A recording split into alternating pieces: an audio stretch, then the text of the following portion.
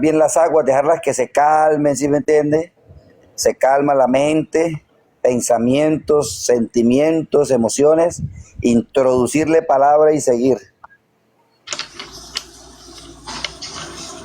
Ahí está, nada más siga leyendo y véalo. Vea los dibujitos. Cómprese una Biblia con dibujitos, de la de chiquitos, es más fácil.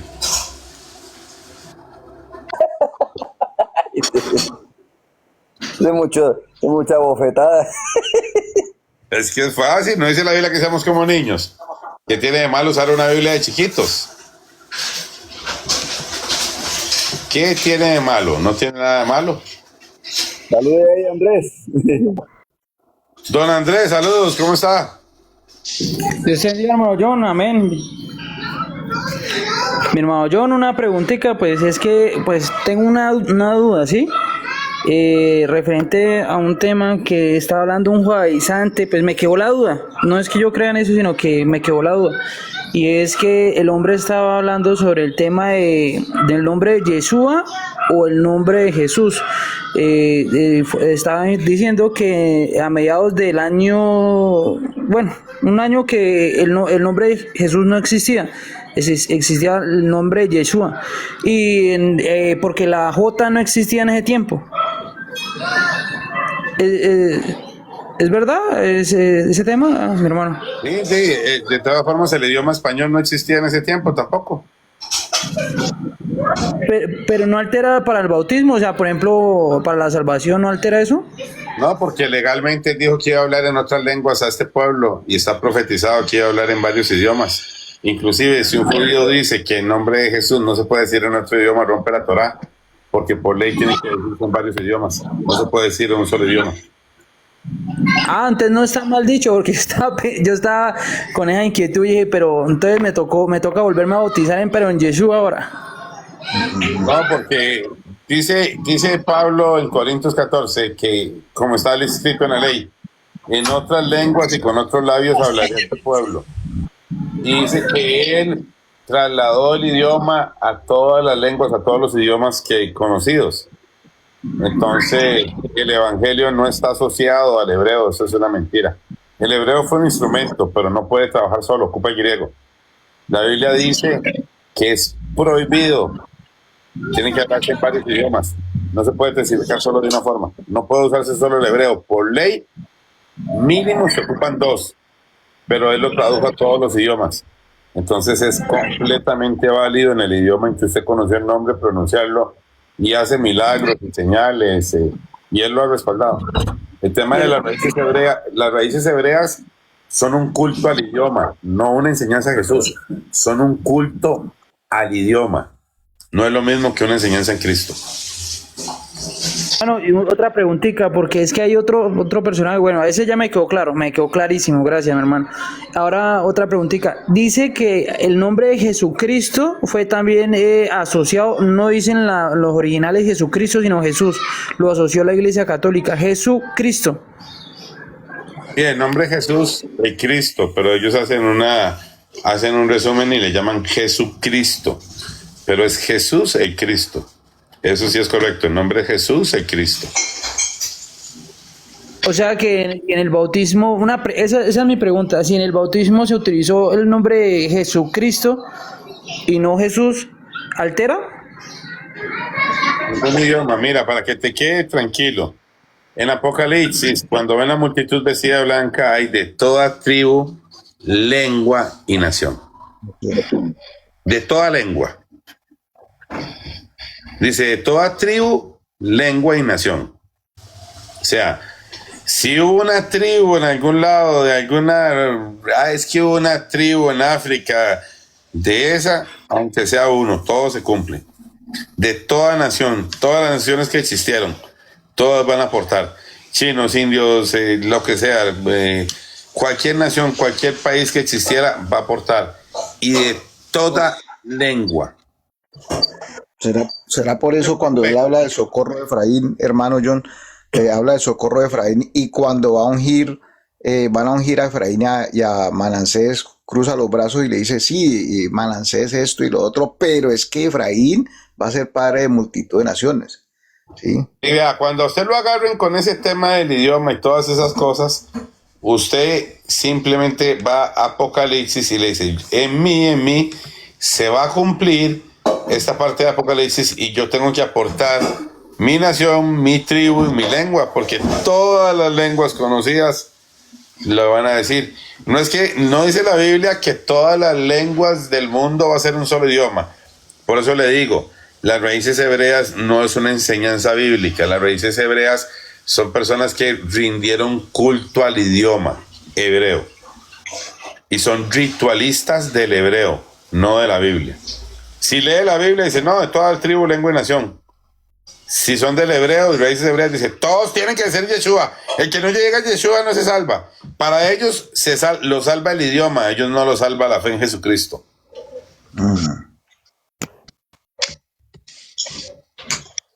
Entendido, mi hermano. Muy amable, gracias por la explicación. Hermano, un dato interesante. Estaba yo leyendo, haciendo una asociación con la última cena cuando él parte el pan y bueno,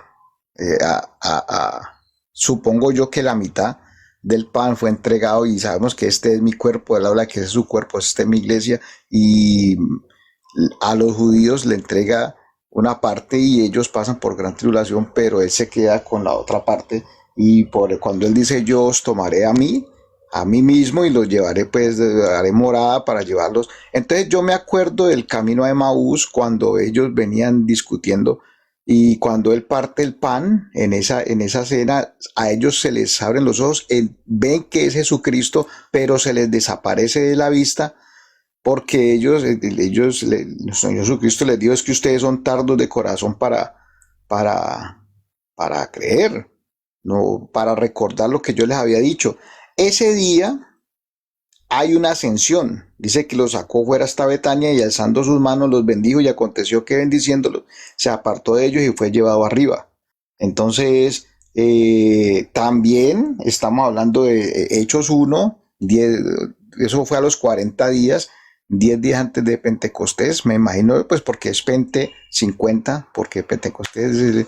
Entonces, ahí estaba yo como que rascándome la cabeza diciendo, bueno, hay una ascensión, eso fue el mismo día en el camino de Emaús, eso fue el mismo día de resurrección, pero también 40 días después, en Hechos 1 vemos la otra ascensión, pero también tenemos el Pentecostés, ¿sí? Que es la cosecha. Entonces, me pareció interesante esos tres aspectos que habla de la ascensión en esas tres ocasiones, pero entonces él ascendió y volvió y descendió, o hay cómo se interpretaría. No, es que él después de la resurrección, él es bendito en la ciudad, en el campo, él entra y sale, se le aparece a Pablo, vuelve a ir, vuelve a venir, solo que todavía no reclama la tierra ni la cosecha, pero no quiere decir que no viene. No quiere decir que él esté limitado para salir y entrar. Lo que pasa es que hay un momento para recoger la cosecha y reclamar la tierra, pero él siempre se ha estado manifestando. Y mucha gente ya ese tema lo confunde más, me explico. Sí. Porque para la gente él tiene que estar en el cielo y él nunca se puede manifestar, nunca puede venir y ser propicio a la vida de nadie. Pero es porque ellos lo tienen en la mente, ¿no? Lo que él está esperando es que se cumpla el tiempo para reclamar su tierra, pero no puede decir que él no sale, porque en eso cumple la ley, bendito en la ciudad y en el campo. Amén. Inclusive en Hechos, por en el capítulo 20, si no me equivoco, en el verso 22, en el naufragio de Pablo, él dice, ninguno de ustedes, ningún cabello va a perecer, coman, alienten su corazón porque hoy ha estado conmigo el Señor. Uy, y cuando yo leí esa parte, o sea, el Señor se le presentaba a Pablo normal, venía y hablaba con él. Ay, yo no lo había visto, qué interesante. Hechos 20, ¿no? Tenés toda la razón. Qué bacano esa suma. Sí, por eso es que la gente tiene como un concepto de que como que él lo tiene el papá ahí, como espérese, no se mueva, yo le digo, hasta que yo le diga, va, corra ya, ahora sí, suéltese. No, él es bendito en la ciudad y en el campo, él puede estar en la ciudad y en el campo y tiene los cielos abiertos y él se manifiesta en la forma en que se ha establecido, pero mucha gente no ve esos detalles. Déjame saludar a ese muchacho allá de arriba. al español. ¿Usted es gitano también, señor Corintios?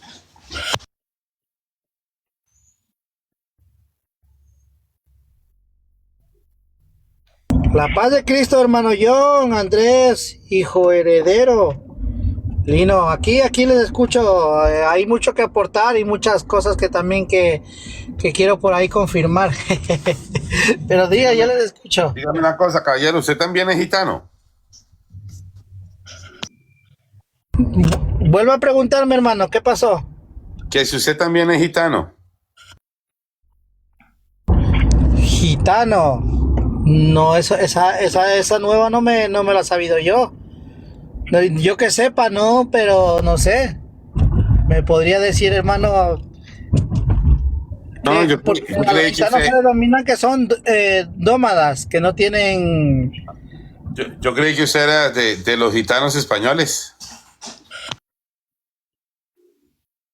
No, yo no me congrego con ellos, no. No, yo aquí lo que ha habido una presbiteriana brasileña y por ahí unas pentecostales. Bueno, y hay varias congregaciones aquí.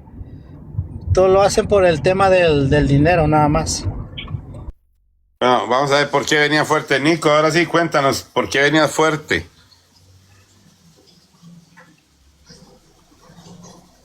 Dinos, Nico. No, es que no le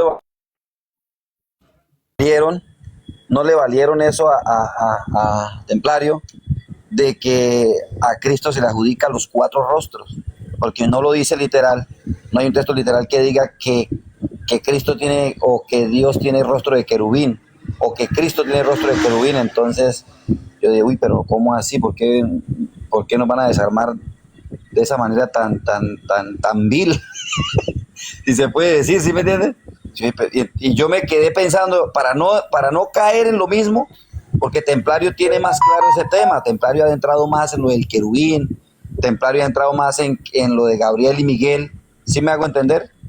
Aplicándolo a Cristo. Yo no, yo me he quedado más pasmado en ese tema. Entonces, si Templario no fue capaz de defenderlo dando un texto, yo dije, no, espere, Antico, vamos primero a capacitarnos un poquitico más, vamos a empaparnos del tema, y ahí sí.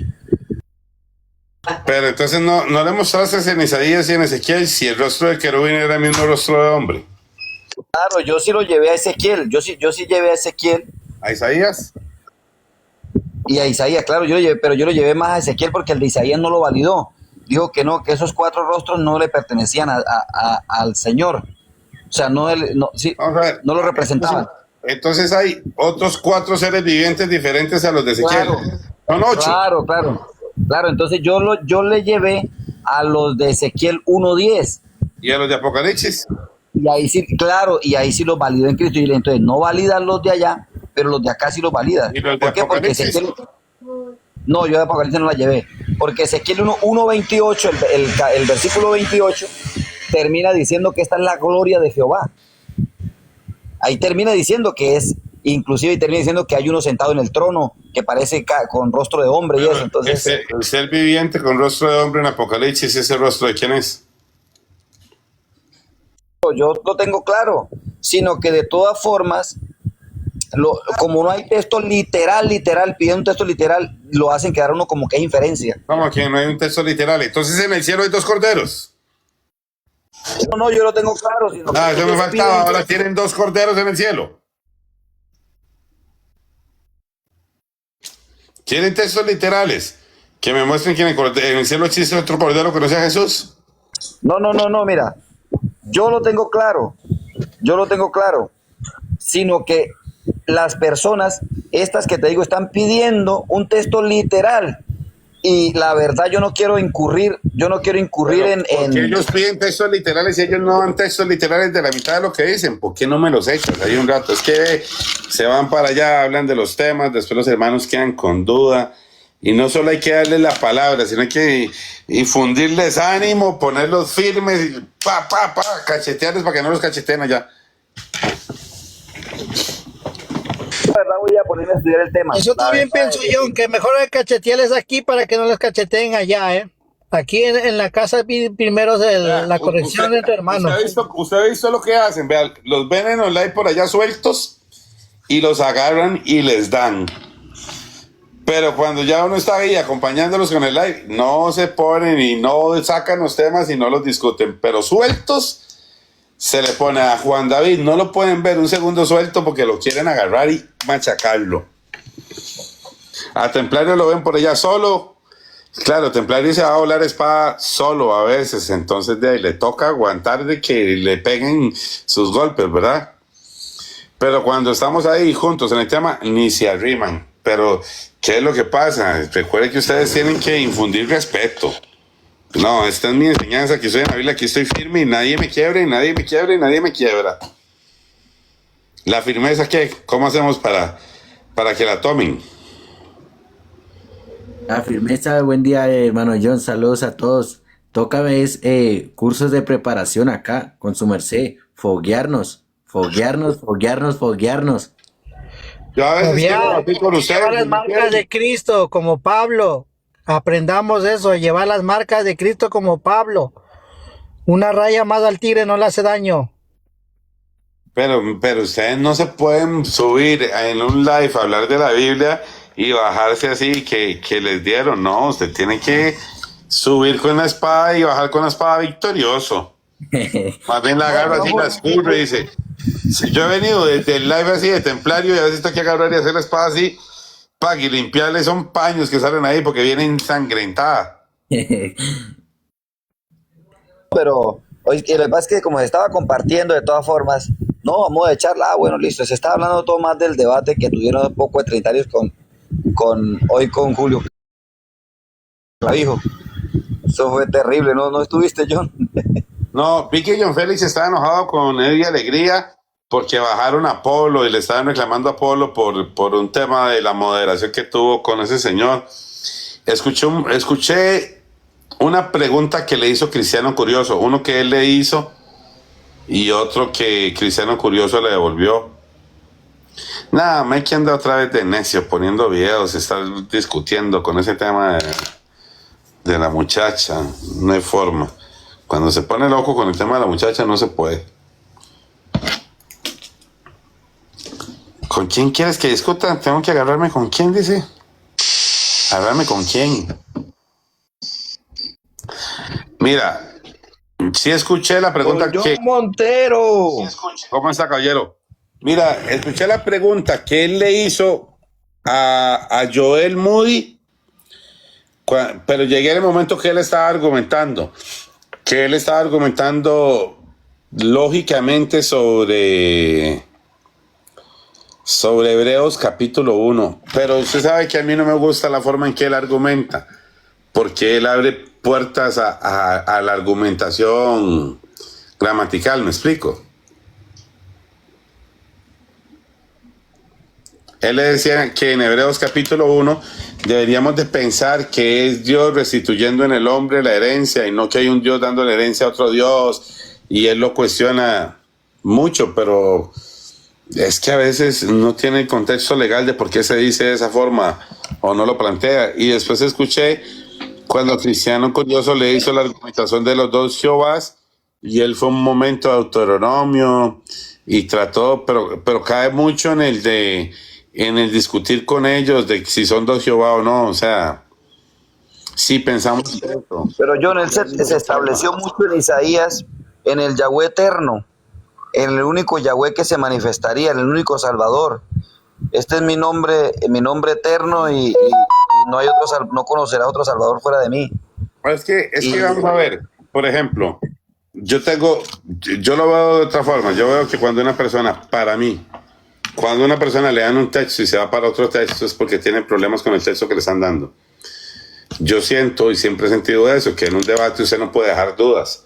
Usted tiene que agarrar el texto que le dieron y explicar ese texto que le dieron, no contradecir otro. Mucho la técnica de ellos es irse a otro verso.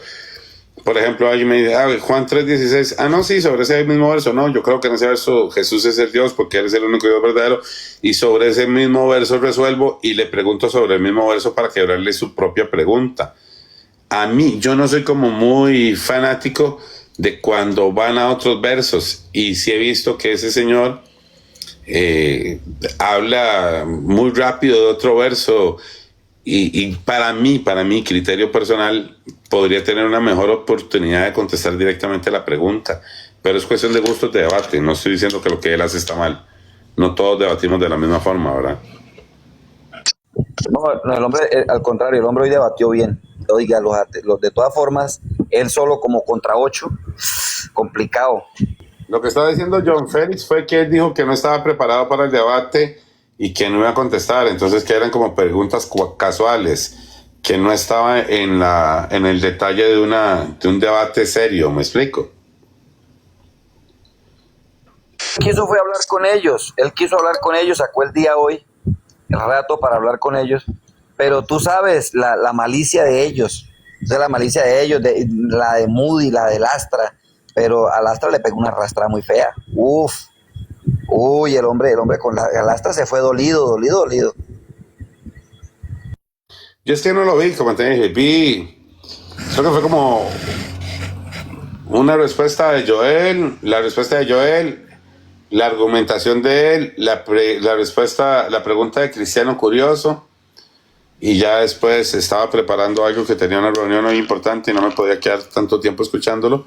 No lo vi, al rato pasé y vi que todavía estaban ahí, y después ya como después del mediodía escuché a John Félix quejándose de que habían bajado Apolo y que se había hecho como un desorden con la administración del live y reclamándole cosas a ella, Alegría y a William Dubón y peleándose entre ellos,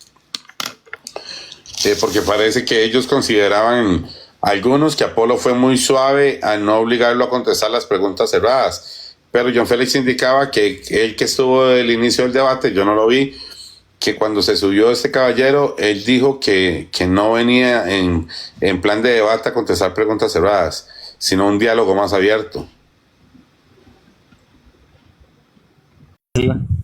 Sí, pero en el diálogo de todas formas ellos ellos no tienen mucho de todas formas y redundaban mucho. Lo que fue curioso, redundó mucho con las preguntas de Moody, las sacó o las derivó de lo de Moody, y Alegría sí que peor. No, Alegría sí, no, ese muchacho no. Él lo único que dijo era que admiraba a Clavijo porque él había sido discípulo de Clavijo, pero entonces que por el testimonio de la palabra ahora ya no es unicitario sino trinitario.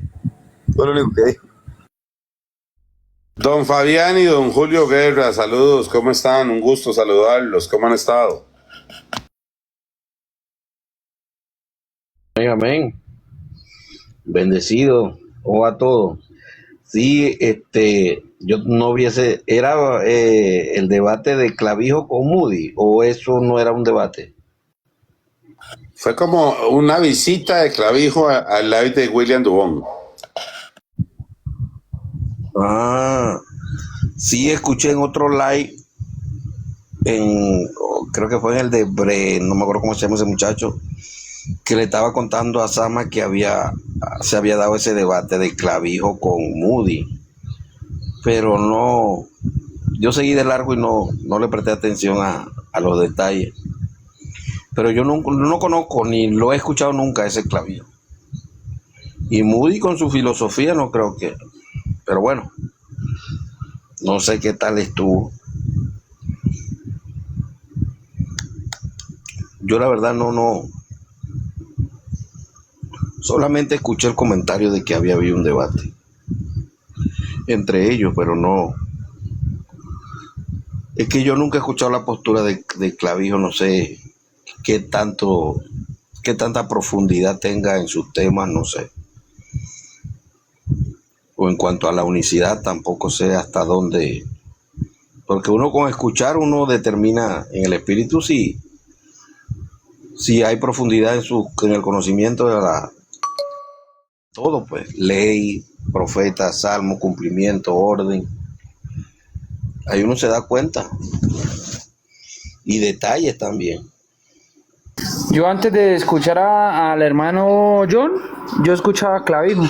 Y las cosas que dice Clavijo también trae mucha historia. Habla sobre mucha historia, de la unicidad. pero John Montero predica también más a la fondo de la unicidad, pero más hasta al Antiguo Testamento, el Levítico, y eso fue lo que me gustó mucho.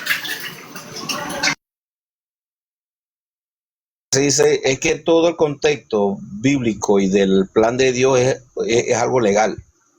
Es que la ley es espiritual, o sea, en sí, todo lo que tenga que ver con las escrituras, con el Señor es legal, o sea, Él es algo que no sé, todo tiene que ver, la creación misma tiene que ver todo con ley, con leyes, o sea, es legal, todo tiene que ser de una manera legal, si no es algo legal, no, el fundamento es eso, y eso es lo que tenemos que tener claro para todo. Es que si te lo pongo en el ámbito, en lo científico, en lo espiritual, en el conocimiento de las escrituras, todo tiene un marco legal, todo,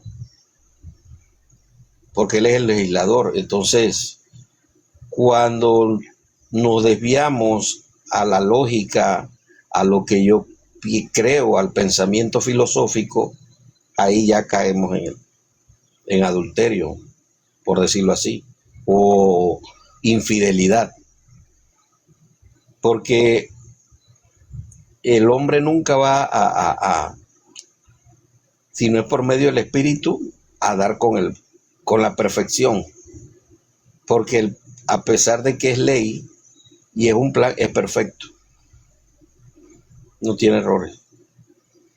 De otra forma que el hombre piense que debió ser, caemos ahí en imperfección.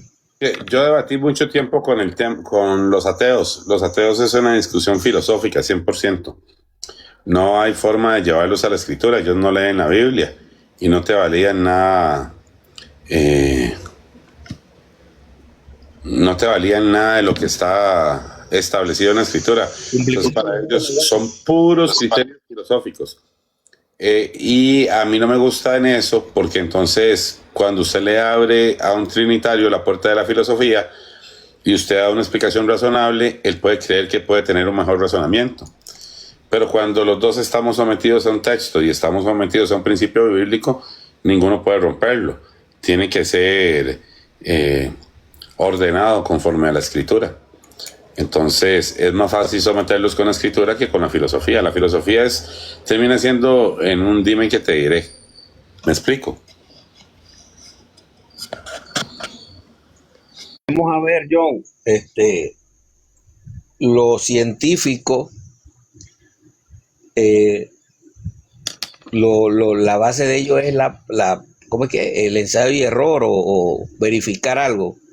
Cuando el cumplimiento es legal, en la ciencia se corrobora, por ejemplo, una fórmula sin errores. ¿A qué representa? A algo legal. Ajá, al cumplimiento que se establece. Es así, y no, porque matemáticamente no va a haber errores, es perfecta, es exacta. Es pero como un paralelismo. Es como la matemática. Nosotros podemos llegar a un resultado de formas diversas, pero si todos establecemos un único camino, solo va a haber una única respuesta. Entonces así es en la Biblia. Si ponemos los requisitos legales, se establece camino para llegar a esa respuesta. Que vamos a llegar a una explicación que nunca rompa, que es un único Dios. Vamos a llegar a una explicación que nunca rompa lo que ya se dijo, que Él es Dios arriba en el cielo, abajo en la tierra. Vamos a llegar y así usted puede someter algunas reglas, pero si no hay reglas, si no hay base, entonces cualquiera puede opinar lo que le dé la gana. Y una de las cosas que nosotros siempre usamos para hablar con los trinitarios es: en la ley está escrito, solo el Señor tu Dios adorarás, el Señor tu Dios uno es.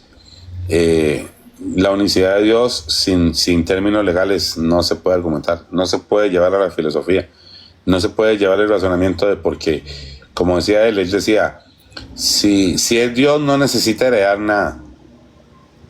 No, porque rompe los textos. Jehová dijo, mi heredad es Israel. Entonces estás desconociendo los textos. Entonces no solo estás invalidando el texto, estás dando a entender que este texto es una afirmación que no es válida, sino que otros textos. Por ejemplo, él dice, mi heredad es Israel. Si yo digo que no valido el tema de la heredad, puedo romper al menos unos 20 textos, la herencia que le corresponde al príncipe en Isaías, en Ezequiel 46, 17. Mi heredad es Israel. El hijo heredó todas las cosas. Y otros versos que sí tienen un propósito de significado. Pero no puedes traerlo como yo lo quiero traer de la manifestación en carne, porque Dios no dice, estando manifestado en carne, mi heredad es Israel. Entonces él más bien tiene un debate fácil, porque los trinitarios son muy fáciles. Los trinitarios no son bíblicos. Un trinitario bravo en la Biblia le dice, ok, entonces si esta heredad del Hebreos usted la plantea como algo que no es real, hablemos del momento en que le dice que Israel es mi heredad. ¿Cómo sostiene su argumento? Entonces eso no es bíblico. Entonces comienzan a poner la Biblia como metafórica, y cuando la ponen en un metafórico lo llevan al campo de los trinitarios. Ahí es donde ellos pueden argumentarle. No es lo mismo tener una respuesta. Por ejemplo, no es lo mismo decirle, yo no creo que cuando descendió es otro Dios, porque no hay un Dios en el cielo o en la tierra, que decir lo que dice Nehemías, el que está en la tierra habla desde el cielo, muéstrame quién es. La Biblia siempre les rompe el argumento. La filosofía, podría venir otro más filósofo o con más lectura bíblica, porque inclusive sí, o sea, no es porque la... John, Ujú. hay que preguntarle a los trinitarios que te digan cuál es la imagen de lo invisible. Si no es Jesús el Padre, ¿cuál es la imagen de ese Padre que es invisible? Para decir ellos te van a decir que a Dios nadie lo ha visto. Entonces, ¿de qué manera lo separan o lo dividen? Porque ellos caen en eso de que no fue el que lo envió. Cuando Jesús dice, el que me ve a mí, ve al que me envió, pero ¿cómo lo van a ver si el que lo envió es invisible? La ciencia no es contradecir un verso con otro. La ciencia o el entendimiento bíblico está en entender todos los versos sin contradecirse. Que mi doctrina no contradiga ningún verso. No que yo me fundamente en unos versos y deseche otros. Y eso era mucho de lo que estaba pasando hoy en la discusión. Yo sé que mucha gente tiene este señor, ¿cómo se llama el que estaba hoy? Clavijo es. ¿El apellido es? Clavijo. Sí, yo creo que mucha gente lo tiene por referencia porque le parece que él tiene un argumento de respuesta, y la gente cree que cualquiera que tenga un argumento de respuesta en un debate, entonces ya es alguien que está fundamentado. No, una cosa es tener un argumento de respuesta y otra es contestar conforme a la escritura. Y ahí yo sí soy muy exigente. Yo a veces digo, hay hermanos que se suben a debatir que mejor gracias no nos ayuden. Por ejemplo, temas que nosotros hemos tenido que lidiar, que presenten de una forma incorrecta la obra de Cristo. Porque digamos, él postuló hoy que él no tiene que heredar porque es Dios, que no puede ser otro el que hereda porque es Dios. Entonces cuando Jehová dice, mi heredad es Israel, ¿cómo explicamos ese verso?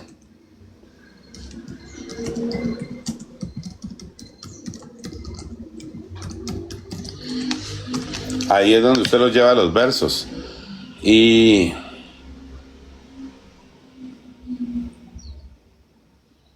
hay varios detalles.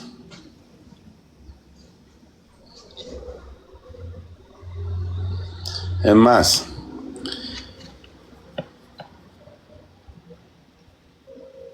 Aarón es sumo sacerdote, ¿verdad?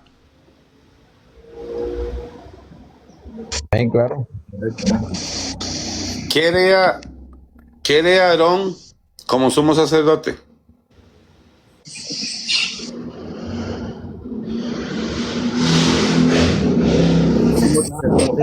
Lo que yo conozco es que debía morir Los para diezmos. las personas que estuvieran. ¿Qué haría Aarón como sumo sacerdote? La pregunta.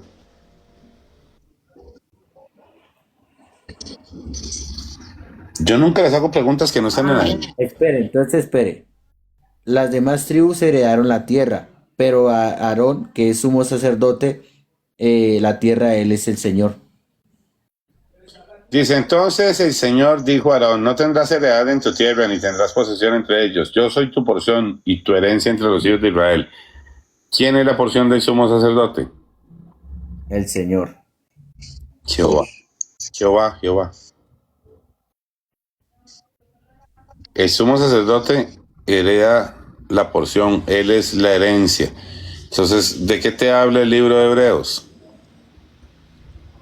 El libro de Hebreos te quiere postular a Cristo como sumo sacerdote. Tienen que postular todo lo que le toca al sumo sacerdote, inclusive la herencia que le toca heredar a Jehová, pero ellos no entienden por qué el escritor de Hebreos está hablando.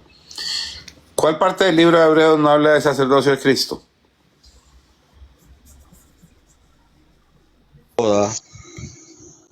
¿Y qué es la heredad del sumo sacerdote? ¿Y por qué a los hebreos? O sea, ¿me entiendes lo que te quiero decir?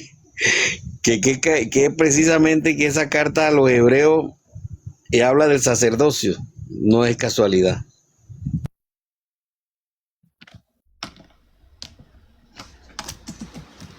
No, por eso es que la Biblia tiene un orden.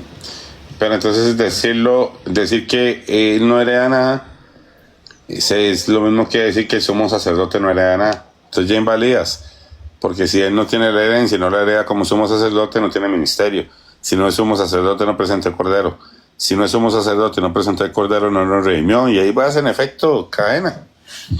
O sea, por ejemplo, yo en ese argumento le decía, ok, él nunca heredó nada. Ok, perfecto. No heredó, y si no la garantiza en él, no la garantiza en nosotros. Él tiene que heredarla, no siendo otro Dios, es que es la heredad que le corresponde como sumo sacerdote, pero siendo sumo sacerdote sigue siendo el único Dios todopoderoso, porque ese capítulo o ese libro está dado exactamente para que lo reconozcan como sumo sacerdote, no para que nieguen su deidad. No puedes usar un libro que lo reconoce como sacerdote. Es como que yo quisiera usar uno para negarlo como Dios, o usar el que es que hijo para negarlo como sumo sacerdote. No puede ser sumo sacerdote porque es hijo, no puede ser hijo porque es Dios, no puede ser Dios porque fue hijo. No, es que él es todo. Lo que no tienen que decir es que es otro. Nunca tienen que decir que es otro, porque la Biblia no les está pidiendo que digan eso. Lo que le tienen que saber es explicar el sacerdocio de Cristo, la heredad que recibe, cómo recibe el presente sacrificio como sumo sacerdote, cómo recibe los diezmos, en qué templo oficia el sacerdocio de él, y conocer todo lo que es Cristo como sumo sacerdote.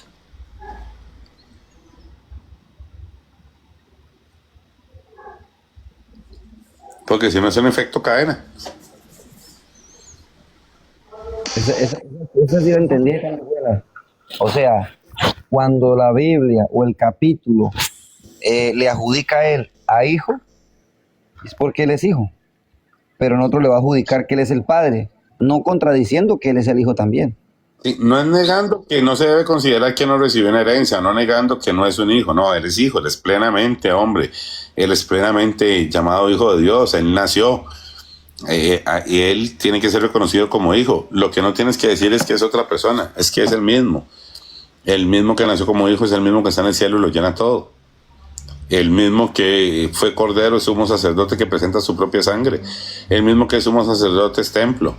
El mismo que sumo sacerdote y templo es Dios. El mismo que sumo sacerdote, templo y Dios es rey. El mismo que es templo, sumo sacerdote, Dios, cordero, rey, es marido. Es el mismo, no cambia. Siempre está hablando de diferentes características de su obra, y la Biblia te lo explica todo. Usa personajes para que aprendas de él como padre, otros para que aprendas de él como hijo, otros para que aprendas de él como hermano, como general de los ejércitos, como rey, como libertador, todo, como juez de... Pero ahí es donde ellos nos llaman modalistas, John. Ahí es donde nos llaman modalistas. No, aquí está modo hijo, aquí está modo sacerdote, aquí está modo cordero. No, es que eso no son modos. Vamos a ver, es el cumplimiento pleno de la historia del único Dios verdadero. Ellos confunden porque ellos creen que nosotros le estamos quitando. Yo no estoy diciendo que en el momento que es sumo sacerdote no es hijo, no es Dios y no es cordero. Yo no estoy diciendo que está cambiando. Eso lo dicen ellos. Lo que pasa es que este texto me quiere explicar lo que le corresponde como sumo sacerdote. No se lo están dando porque él sea, no se le reconoce esa acción porque él sea un hijo. No se le reconoce esa acción, no esa acción se le reconoce porque él tiene que ejecutar la función de sumo sacerdote, o ellos van a desconocer que en este momento él está intercediendo siendo Dios. No pueden. Porque eso, ahí es donde usted sabe defender lo que usted está diciendo. Por ejemplo, si yo le digo, sí, es que ahí se está hablando de lo que le corresponde como sumo sacerdote. Entonces me dice, entonces, no, es que una cosa es decir que él no es hijo y otra cosa es decir que es el mismo. Pero hay unos que no están enseñando que es el mismo, están diciendo que nunca fue hijo. O que hijo es un título. No, hijo no es un título, es un cumplimiento en él, pero no en otra persona. No necesita generar dos para que se cumpla todo. Entonces, por lo menos el de Juan 20, 28 es, subo a mi Padre, a vuestro Padre, a mi Dios, a vuestro Dios, a mi Padre, a vuestro Padre. Ahí se está cumpliendo como hermano, porque ahí dice, ve y dile a mis hermanos. Ahí se está ¿Sí? cumpliendo que el sumo sacerdote tiene que ir a presentar las ofrendas de las primicias delante de Dios. Pero no podía ir solo con la primicia, tiene que llevar la primicia y el cordero. Entonces él es el sumo sacerdote, la primicia y el cordero al mismo tiempo. Nunca hay un momento que no sea muchas cosas a la vez. ¿Me explico? Entonces ahí él sube como sumo sacerdote.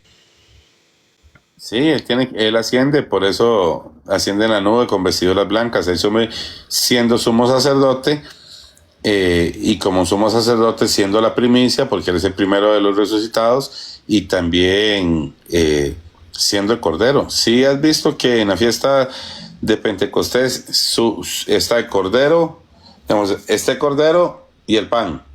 El cordero, el pan y la primicia. El cordero, el pan, la primicia y el trigo. El cordero, pan, primicia, trigo y frutos de la tierra. Siempre es sumando, nunca es disminuyendo. Nunca es ya pasó lo del cordero, no, es toma lo anterior y suma algo más, toma lo anterior y suma algo más. ¿Sí han visto eso?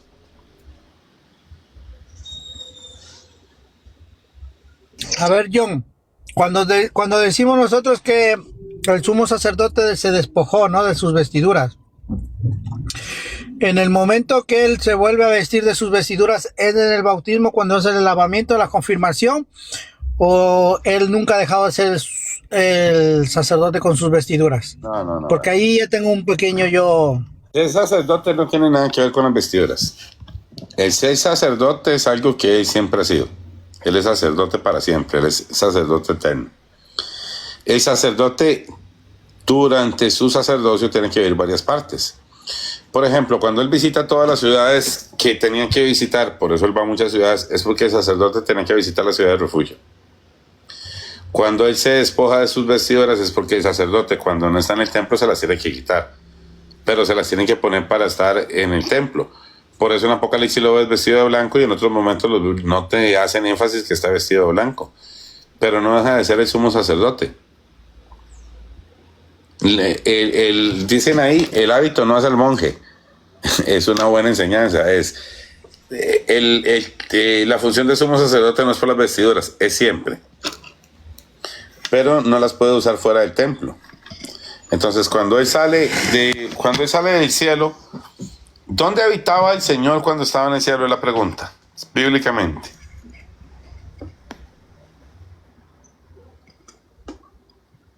Tabernáculo, En su templo, ¿no? Porque en el cielo es su templo. su templo, Pero entonces aquí yo diría que en su templo de qué, de carne, John, su tabernáculo de carne. Ay, qué mal. Espérate, pues este loco. Antes de que la gente se ponga... Salió por ahí ¿carne de qué? Ya salía el tema de carne. Sí, porque su templo, Vamos a ver. Su templo es un cuerpo. su cuerpo, sí, por eso. Dígame dónde dice el templo de carne. Eso solo lo predica Armando Torres.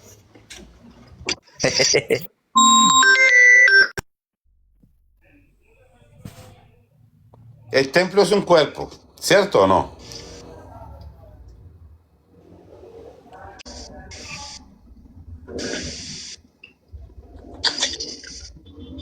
Sí, señor. Por ejemplo, en el templo estaba el altar de bronce, había unos elementos de oro, entonces él dice que tiene los pies como bronce bruñido, que tiene un cinto de oro. Las mismas características de los elementos que están en el templo se los ponen en su cuerpo. Entonces el templo sí podemos decir que es un cuerpo, no podemos decir que el templo es carne, la Biblia no dice eso. La Biblia no valía el templo como carne, lo valía como cuerpo, porque hay una definición que es muy difícil que la gente se acostumbre. Acostumbres a que cuerpo no es carne y carne no es cuerpo. Así como el cuerpo de Cristo, que somos parte del cuerpo de Cristo, no está diciendo de carne. Pero si somos carne de su carne como esposa, es que, vea, la Biblia tiene todo el cumplimiento para que usted entienda cuando tiene que referenciar al cuerpo, cuando tiene que referenciar la carne, cuando tiene que referenciar el espíritu, cuando tiene que referenciar el templo, cuando tiene que referenciar el sacrificio, cuando tiene que ser un sacrificio, cuando tiene que ser una ofrenda. Lo que pasa es que a veces los creyentes no tienen vocabulario bíblico. Vea, digamos ustedes, hemos estado estudiando mucho la Biblia. Cuando estudiamos la Biblia, si yo les digo a ustedes, y comienzo a hablar bíblicamente, le digo, Jesús va a tomar la cosecha para jubileo, pero recuerden que el rebusco tiene que esperarse a después de la restitución de la tierra. ¿Ustedes me entendieron esa frase? Sí, Señor. Y usted lo acomodó automáticamente porque sabe de lo que estamos hablando, que Jesús 2 años antes va a tomar la cosecha y la va a guardar, pero que va a haber un rebusco que va a estar esos 2 años, y hasta después de los 2 años, cuando Él restituya la tierra, puede tomar ese rebusco. Porque usted entiende, entonces si yo le digo a una persona, hermanos, les vengo a predicar que el Señor, dueño de la cosecha, va a tomar su rebusco a tiempo, en su tiempo restituirá la tierra y en su momento vendrá y tomará el rebusco que quede. Todo el mundo dice, ¿qué dijo este loco? Es un loco, no sabe ni lo que está diciendo. ¿Soy yo el que está loco o son ellos los que no conocen la Biblia? Ellos. Por eso yo hablaba, por ejemplo, ayer con Robert y le decía a Robert, nos santificó en el cuerpo, pero nos redimió con la sangre. No nos redime el cuerpo. ¿Por qué? Porque yo te puedo demostrar que puede haber una persona que pudo haber formado parte del cuerpo, pero va a salir del cuerpo y no permanece en el cuerpo. Porque Él mismo permite que se corte de su propio cuerpo cualquier cosa que no tenga propósito. Y eso se lo puedo representar, por ejemplo, cuando es como un árbol. El pámpano que no da frutos cortado.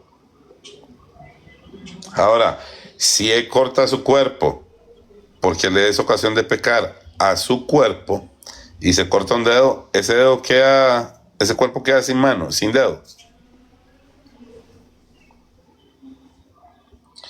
Poderoso. No. Él restituye su miembro en su cuerpo. Claro, pues, vea. Oye, John, es que no sé si me equivoqué, pero me preguntaste si hay un templo de carne, algo así. Es que me dijiste en el templo de carne de su cuerpo, algo así. Templo de carne no hay. Usaste la frase de Armando, ¿cómo es? Sí, que él levantó su cuerpo de carne, su templo que... No, Armando dice, el templo que es su cuerpo de carne. El templo que es su cuerpo de carne, puede ser que... Pero cuando se refiere al templo, sí se refiere a su cuerpo. Sí, pero se refiere al templo también en lo celestial, en lo espiritual y en lo natural. Sí. Sí. Cuerpo no es carne. Carne no es cuerpo. Entonces puede haber un cuerpo espiritual. Y Él tiene un cuerpo espiritual. Vea, vamos a ver si hablamos de ese tema. Vamos a sacar cuentas de todo lo que la Biblia dice para que veamos muchos detalles. La Biblia habla de cuerpo, ¿verdad? Y habla de carne. Por ejemplo, la Biblia habla de cuerpo espiritual y cuerpo terrenal. Tanto el cuerpo terrenal como el espiritual tiene carne, ¿cierto? Yo no lo estoy pidiendo, se lo estoy reclamando. Porque el cuerpo del Señor Jesucristo tiene carne y huesos, pero el terrenal tiene carne, hueso y sangre. 3.000. Pero ahora, el espiritual, que ese yo no se lo he escuchado. Entonces, vamos a ver.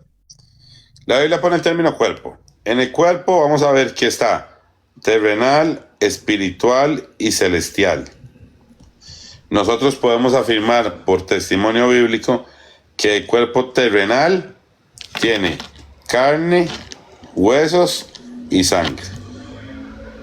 ¿Cierto? En el cuerpo espiritual hay carne, huesos y la sangre que se presentó en el cielo es del cuerpo terrenal o es del cuerpo espiritual. Del cuerpo espíritu. Y en el cielo, Espiritual. en el cielo no Sangre. podemos, en el cielo no podemos afirmar ni carne, ni huesos, ni sangre, pero sí un cuerpo, ¿cierto? Sí, Señor. ¿Por qué? Porque en el antiguo pacto la palabra del Señor dice el alma de Jehová, y el Señor escribió con su dedo las tablas de los 10 mandamientos en la pizarra de Daniel, y con los 3 dedos hizo al ser humano.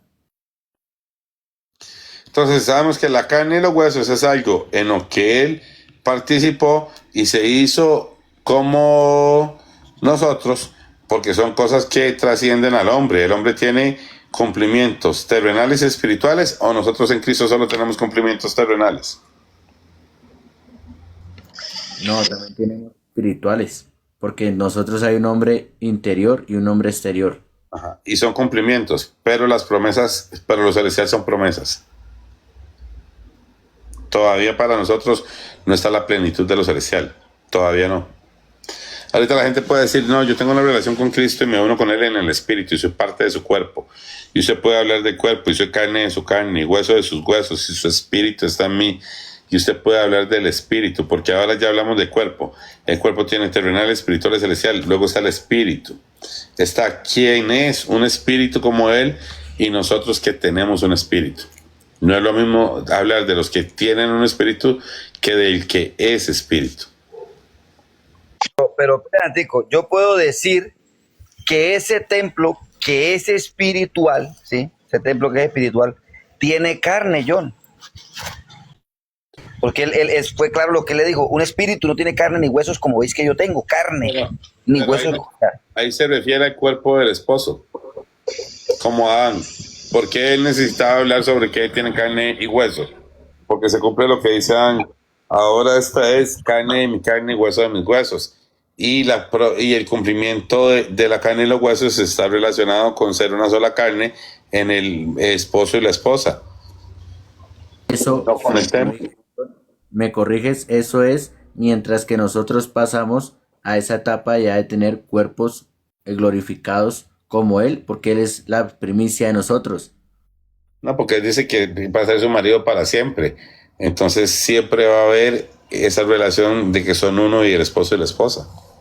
Ah, no, pero yo me refería en el cuerpo espiritual.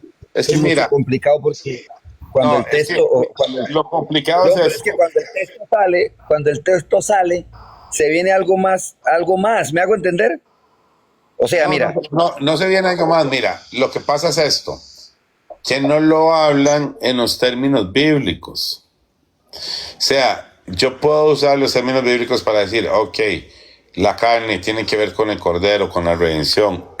Sí, tenemos que participar de la carne del cordero. Con Cristo como esposo tenemos que ser carne de su carne y hueso de sus huesos. Pero no puedo decirlo como templo, porque no tengo ningún verso que me refiera a un templo de carne. Cuando me refiero a un templo, yo puedo hablar así, cuando Él está en mí como templo hay agua, en mí como templo hay fuego, en mí como templo hay luz, siendo templo. Pero no puedo decir que en mí como marido hay agua. Si yo le digo, es que Cristo como mi marido, Él sustenta el agua que hay en mí, no. Yo como templo, el agua del Espíritu está en mí. Yo como templo tengo la luz de Cristo, yo como templo. Entonces, la Biblia sí relacionó los temas. Lo que pasa es que la gente quiere hacer unas mezclas que usted dice, pero ¿de dónde está la mezcla? ahora sí te entendí. Ahora sí te entendí cómo ubicar el texto. Ya, o sea, sí lo puedo comparar como templo, más no, ya, sí te entendí. O sea, dice, Él, por ejemplo, el templo está lleno de su luz. Él es la luz que llena ese templo. Se puede decir, yo tengo la luz de Cristo en mí como templo. Yo tengo el agua de vida que es Cristo en mí.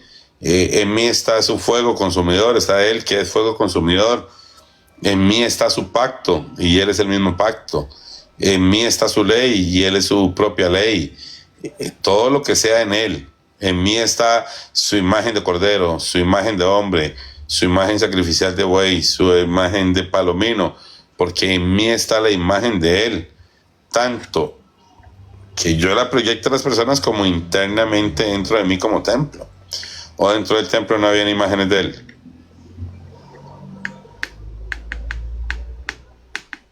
Sí, porque estaban los 4. querubines o los serafines ahí en el arca del pacto. Sí, ahí habían rostros de cordero, rostros de hombre, rostros de águila, de buey, todo lo que tiene que ver con Él. Se veía el sumo sacerdote y el cordero dentro del templo.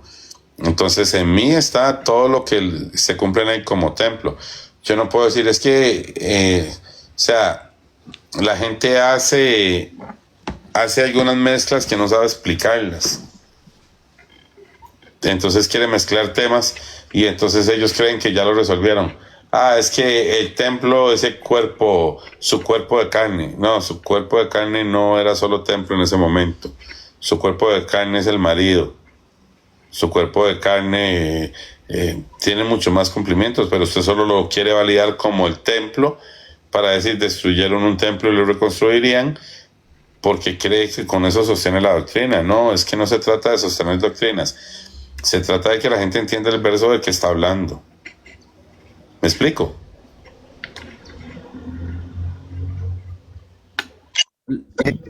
¿Cuál es la pregunta que hiciste, John? Estaba escuchando un audio. Que lo que se trata es de que la gente entienda de qué habla el texto. O sea, que la gente sepa todo de Cristo como templo, todo de Cristo como sacrificio, todo de Cristo como rey, todo de Cristo como marido. Por ejemplo, hablamos de Cristo en la historia del marido. Bueno, ¿cuándo se casó él? ¿Cuándo fue el momento que inició las relaciones? Dice, tu marido es tu hacedor. En Isaías 54:5. Entonces, él se considera el marido desde que nos creó, porque desde que creó al hombre, le dio una esposa. Y entonces, desde que nos creó, nos tomó a nosotros por su propia esposa. Ya voy entendiendo. ¿Y qué pasó? Bueno, tuvo una relación, sufrió una traición y un adulterio, lo notificó en Jeremías, dio carta de repudio, después profetizó que iba a regresar y le iba a perdonar en adulterio en Oseas, después se manifestó y estuvo como marido con los discípulos, después murió en la cruz como marido y ahora nos volvemos a casar con él y va a volver a tomar a la que antes lo traicionó, pero después de haberle perdonado el pecado, no, diciéndole que no peque más. Y ahora va a haber una boda de cordero. En el principio, tu marido es tu hacedor, y en el final, el cordero. Es lo mismo, es el mismo marido, de principio a fin. Y toda la Biblia se traza como la historia de un marido. ¿Qué hizo ese marido? Estableció un banquete de 7 días. Por eso estableció 7 días en Génesis, 7 milenios. Durante los 7 días hizo el propósito del cumplimiento de la boda. Al cuarto día vino y se presentó y visitó a los invitados.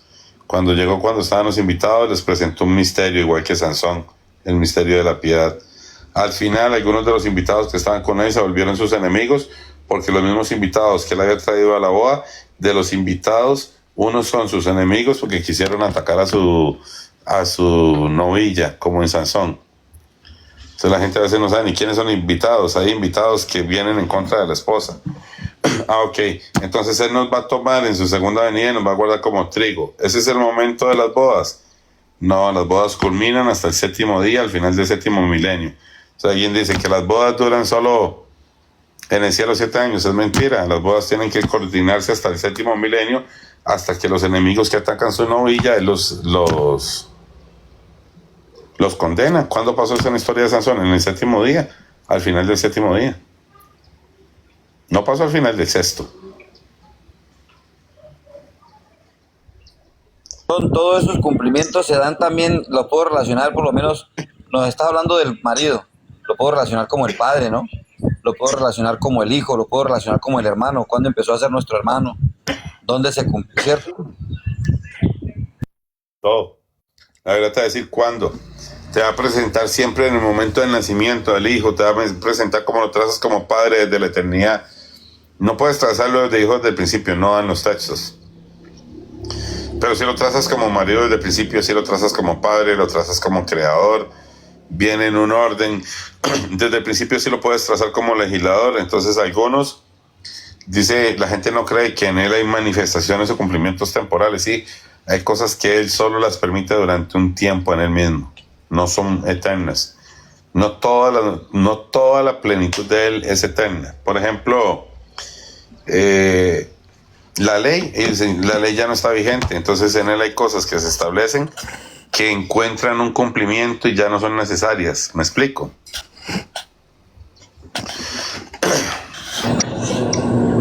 Por lo menos una, John, una.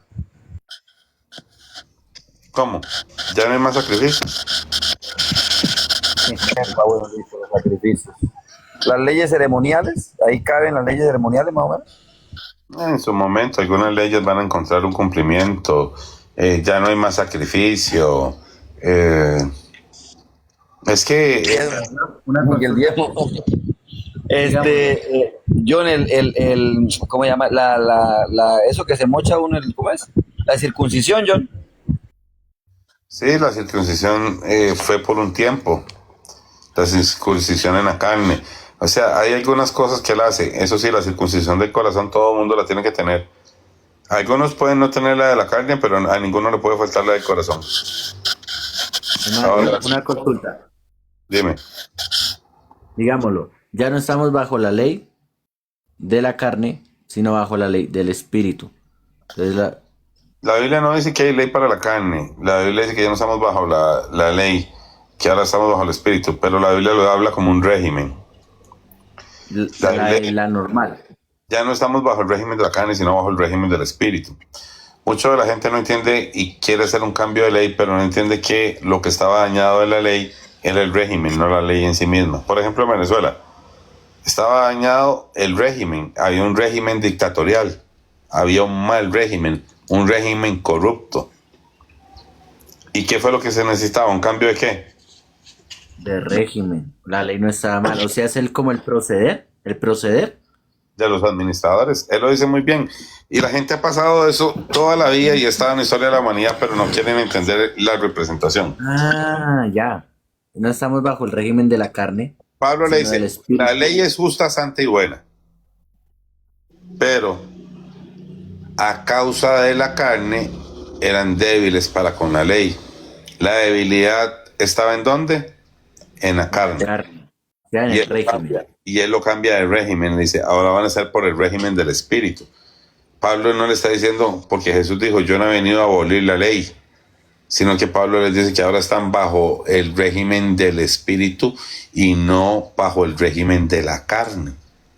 Vale, entonces entiendo por eso, digámoslo, es, pues ya con cuerpos glorificados en el Señor, vamos a poder cumplir la ley porque estamos en un nuevo régimen que es el del espíritu, con cuerpos espirituales. Cuando Pablo dice que sin Cristo nadie podía cumplir la ley, recuerda que Pablo sí conoce lo que está diciendo. Entonces dice, todas las naciones y todos estaban en adulterio y no había un mandato legal de que alguien pudiese salir del adulterio por sí mismo. Lo único que tenía era la muerte del marido. Entonces, había una dependencia legal de nosotros en Cristo para que cuando en él se diera la muerte, la ley nos liberara a nosotros. Pero no era algo que él provocó en ese momento, sino que es por su misericordia y nosotros recibimos la justificación de la obra de Cristo en la cruz. Pero la gente no entiende, porque la ley no era para con el marido, la ley condenaba ¿a quién? A la esposa. A la esposa. Pero el marido que no era condenado, no estaba siendo señalado por la ley, muere. Y él muere en una plena libertad sin condenación para él. Pero la no condenación de él y la muerte de no condenado libera a los que estaban condenados. Pablo es un maestro, es una explicación magistral lo que está dando Pablo en Romanos 7. Vale, lo entendí. Gracias al Señor. A ver. Por eso ellos postulan mal. Jesús tenía que cumplir la ley. Dice, no, el marido no había sido adúltero. Él no estaba sometido. Porque para él no había ninguna condenación, porque en él no había pecado, él no cometió el adulterio. La ley condena al que comete pecado, la adúltera había sido la esposa. Pero, por configuración legal, la muerte del inocente liberaba al culpable. Esa parte la entiendo.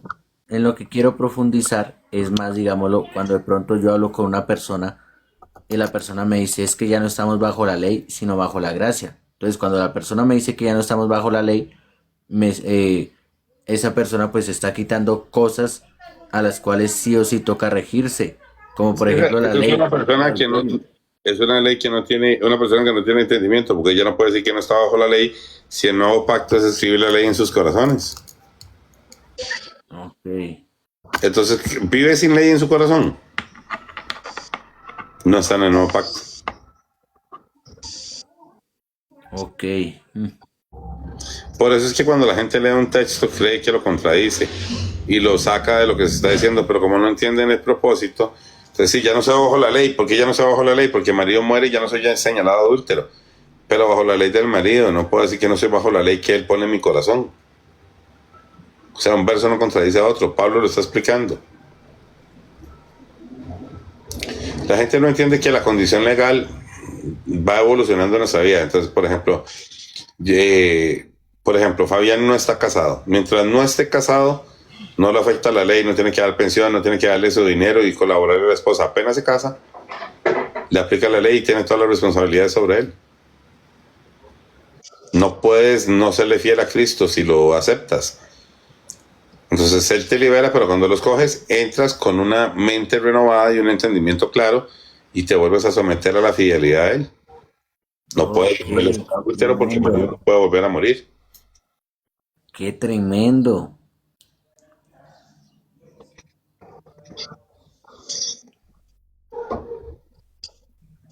Estoy bajo la ley, bajo el régimen del espíritu.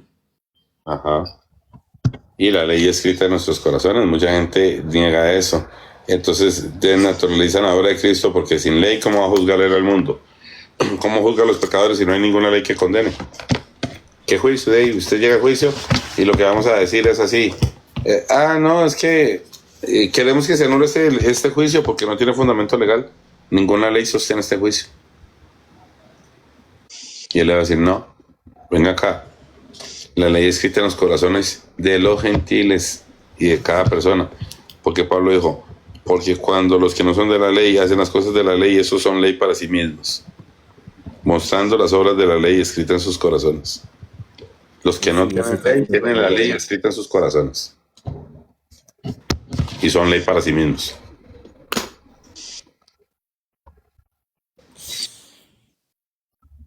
¿Por qué son ley para sí mismos? ¿Por qué se permite que ellos sean ley para sí mismos? Porque de pronto, pues, hay que hablar bíblicamente. Porque Dios puso la ley para sí mismo. Para Él mismo. Y Dios no nos va a pedir que hagamos algo sin que Él lo haya hecho primero. La ley se cumplió en Él. Ahora nosotros vivimos conforme a la ley escrita en los corazones. Somos ley para nosotros mismos. Pero todo esto se va a aclarar en el milenio, ¿verdad? Para eso es. Ya vamos a pasar a la etapa del entendimiento pleno. Amén. Como la primera vez que se abrió más el entendimiento, el Señor ya ahora va a abrir el entendimiento de muchos de los cumplimientos que están establecidos, y el milenio es para que todos nos igualemos en el conocimiento de Cristo antes de que pasemos a la Jerusalén celestial y al cielo nuevo y la tierra nueva.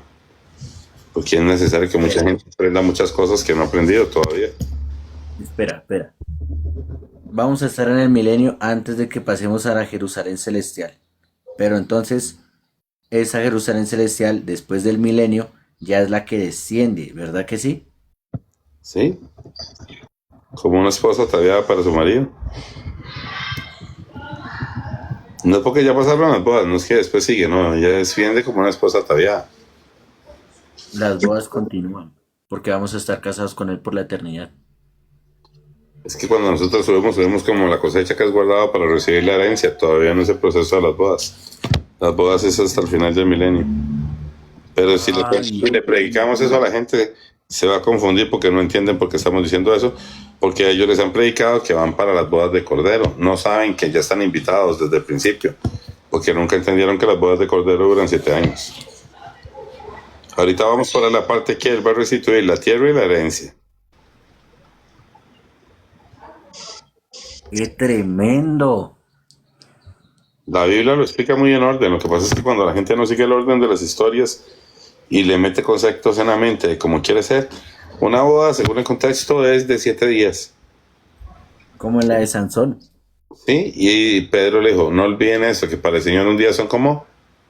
1000 años y 1000 años como un día. Y son los 7000 años de la historia, 6000 años de la historia que llevamos y Por vamos eso para el Sansón, por eso Sansón batalla el último día, el séptimo día de su fiesta de bodas, con los invitados que vinieron a atacar a su esposa. Porque recuerda que al final del milenio vienen a atacar a Jerusalén. Vale, Lo pero mismo entonces, que él estaba invitando a la boda. listo, a ver. Esos mismos que él está invitando a la boda, ¿son rebusco? Sí, es más grande el rebusco de David que la vendimia debe hacer. O sea que va a haber un rebusco mucho más grande que la recolección de uvas. Van a ser más los que se salvan que los que caen en el lagar. Vale, pero entonces, esos que se salvan, que son los invitados, son los que van a atacar a la novia. Bueno, vamos en orden. Vamos en orden para que no mezcles un tema con el otro. Él va a guardar su trigo en el granero. El Y, trigo maduro. ajá, y eso viene la bestia. Y él viene cumpliendo un proceso. Después de eso, él va a seguir tomando rebusco. Y dice que el rebusco va a ser más grande. Va a ser más grande el rebusco de Efraín. Efraín son las naciones. O sea, va a ser más lo que recoja como rebusco en las naciones que la vendimia de Abiaser, que las uvas que se van a pisar en el lagar. Entiendo. Entonces van a ser más los que se salvan que los que se pierden. Aunque él le dice manada pequeña, pequeño remanente. Entonces ellos no saben cuándo la manada es pequeña, pero cuándo el rebusco es grande. Y quieren con la manada pequeña borrar el rebusco grande. Pero no entienden qué es. Vea, vamos a ver si se les abre un poco ahí el panorama. Piensen en el reino de los cielos como en el pueblo de Israel. Hay un gran reino, hay una gran ciudad, hay unos que viven dentro de la muralla y otros que viven fuera de la muralla. Hay unos que vienen a visitar Jerusalén. Entonces, unos tienen derecho al campo, otros tienen derecho a propiedad en la ciudad y en el campo. Él lo dice. Espera. Listo. Entonces, está el rey, el reino, la ciudad. Hay quienes viven dentro del reino, hay quienes viven dentro de la ciudad y hay quienes vienen a visitar la ciudad. Esos que vienen, ¿Sabes? Está el monte, el templo, la ciudad donde están las murallas de la ciudad, la nación y las naciones salvas.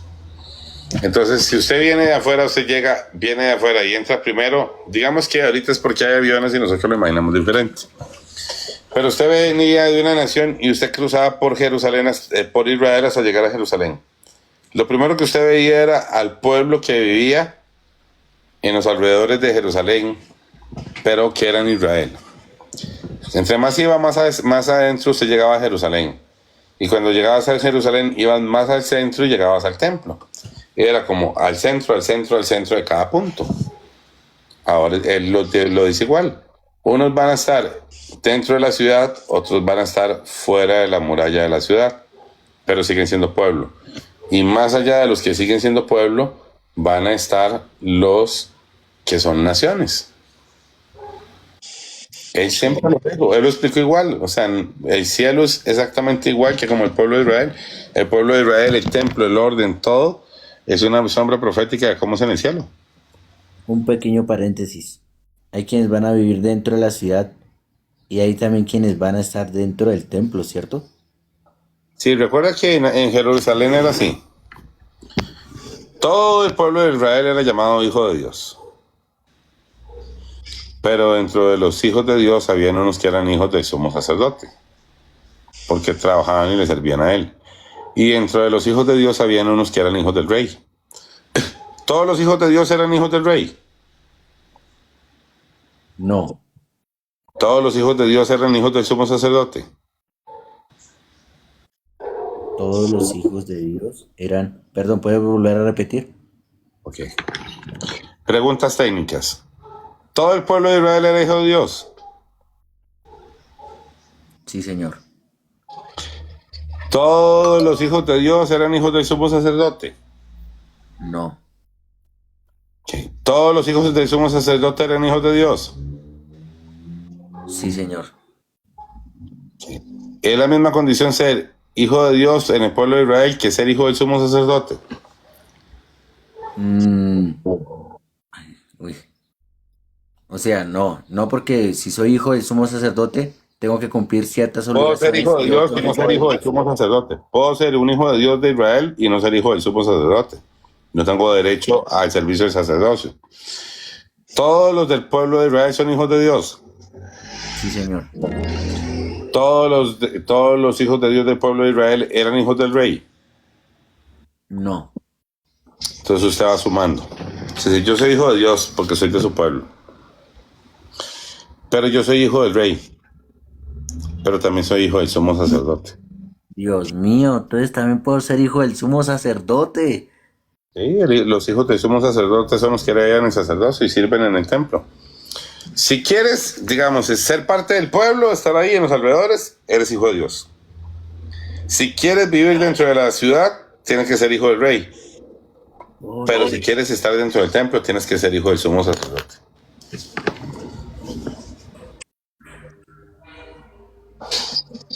Amén. Por eso no es ni siquiera que entienden la paternidad de Jesús, es que es más profunda de la que entienden. Sí, somos hijos de Dios como Jesús, somos hijos de Jesús porque Él es Dios. Somos hijos de Jesús porque Él es el sumo sacerdote. Somos hijos de Jesús porque Él es el rey.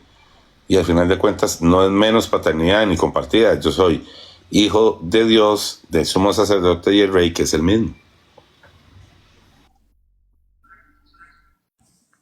Amén. Pero recuerda, es igual que en el templo de Israel.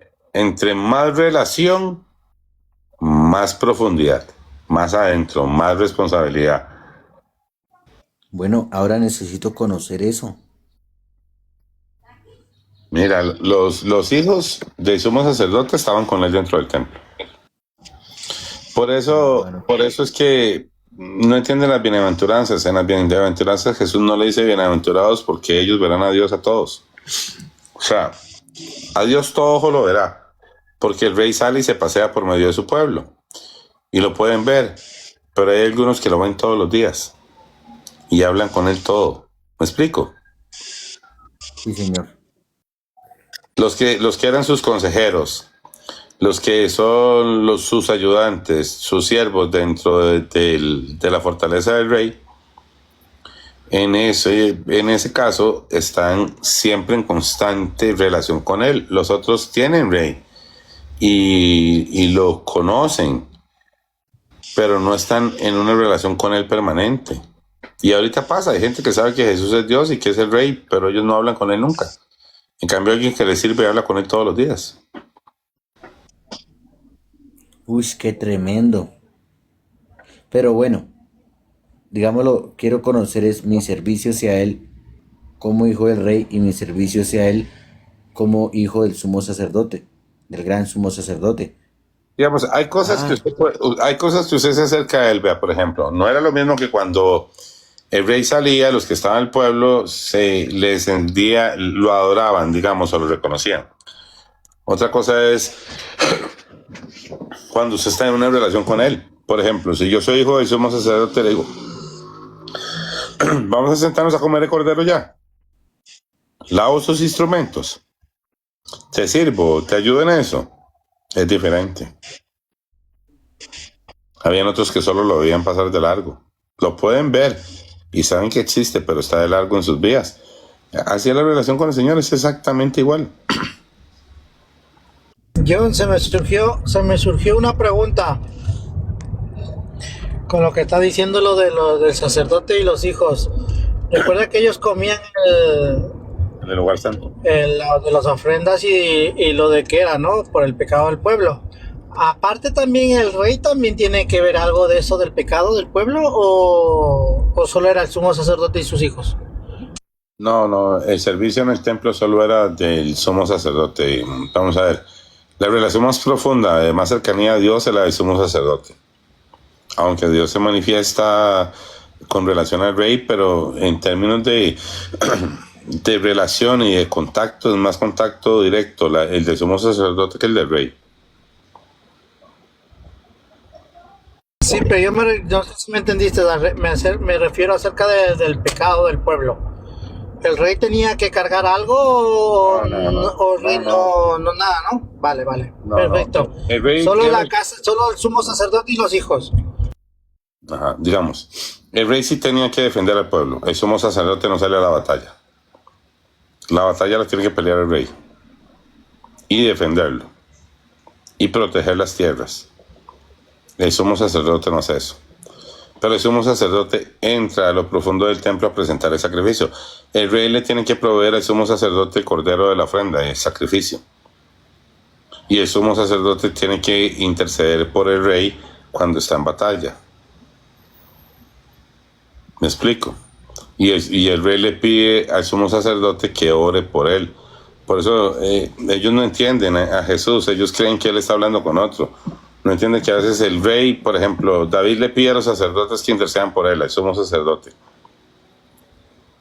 Porque el rey necesita del sumo sacerdote. Y el sumo sacerdote va a hacer funciones para con el rey. Y Jesús es sumo sacerdote y rey, pero por eso ellos no entienden lo que están viendo. No son modos, son cumplimientos. Es que ellos creen que son modos. Eso no se llaman modos. Eso se llaman cumplimientos plenos de lo que se ha establecido. ¿Me explico? Ya cada vez estoy más y más en profundidad. Gracias, John. Sí, por eso es muy importante. Entre más entienda usted al pueblo de Israel en la sombra profética, no como que tiene que volver a aquello usted de Israel, sino que lo entienda en Cristo. Entonces usted comienza a ver todos los cumplimientos, el orden como está. Usted dice, ok, ya lo veo aquí. Claro, él tiene que hacer lo que hacía el rey. ¿Por qué? Porque el reinado estaba correcto y no es que él viene a ser modo, sino que el reinado estaba correcto, él tiene que restituir el reinado. El sacerdocio estaba correcto, él tiene que restituir el sacerdocio. Habían hijos desobedientes, entonces él tenía que cumplir el propósito para restituir la obediencia de los hijos. Habían padres que se habían, por ejemplo, desentendido de sus hijos, él tiene que restituir toda esa paternidad. Él tiene que ir arreglando todo lo que estaba, tomando en él y enderezando en él, tomando en él el reinado y estableciéndolo, tomando en él el sacerdocio, estableciéndolo, tomando en él el templo, tomando en él la obediencia a los hijos, tomando en él la ley, tomando en él la batalla, todo. Él está restituyendo consigo mismo todas las cosas. ¿Para qué? Para que después ya, ahora sí en nosotros, después de que esté ordenado en Cristo, pueda venir un reinado a través de Cristo, pueda venir una herencia a través de Cristo, pueda venir una obediencia a través de Cristo, pueda venir una adoración a través de Cristo, pueda venir una intercesión a través de Cristo, porque necesita primero establecerlo en Él, para que todo lo que esté sostenido en Él, ahora nosotros lo tenemos seguro, y Él es nuestra firme ancla de nuestra fe, dice, y estando firme esa ancla de que todo ahora está en la forma correcta, podemos vivirlo. Entonces él lo que hizo fue tomar nuestro lugar para restituir todo en él. Todo, se necesita obediencia. Vamos a ver. Él hizo un pacto con nosotros y nosotros rompimos el pacto. Entonces él dice, el pacto se ocupaba de obediencia, ellos no lo aportaron, yo la voy a aportar. El pacto ocupaba responsabilidad, yo la voy a poner. El pacto ocupaba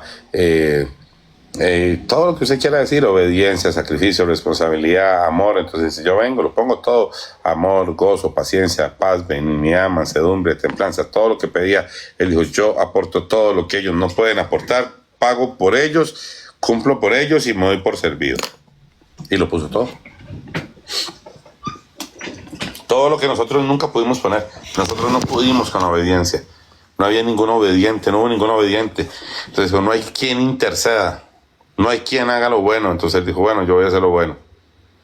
No hay quien haga lo bueno, ni aún uno. No hay quien interceda, no hay quien obedezca. Entonces él dice, yo voy a poner la obediencia, yo voy a interceder. Por eso la gente no entiende por qué Jesús intercedía, porque no había quien intercediera. Porque estaban contaminados, porque se llenaron de pecado. Entonces él toma y carga en él toda la responsabilidad, se lo va a restituir. Eso es como cuando usted agarra, no sé, a un hijo, le dice, venga, le voy a ayudar a hacer esta tarea, le voy a ordenar el cuarto, le voy a limpiar la casa, voy a ayudarlo a arreglar el ropero, le voy a limpiar todo, lo voy a dejar en ordenador, así quédese aquí, ya usted está todo ordenadito.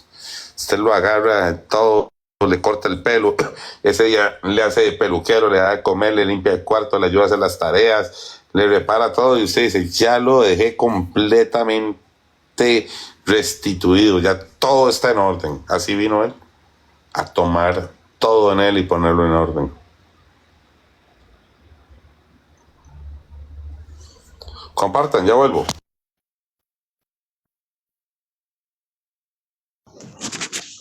No, excelente explicación, gloria a Dios, y que, que, que amplia la profundización que hace el hermano John, qué chévere.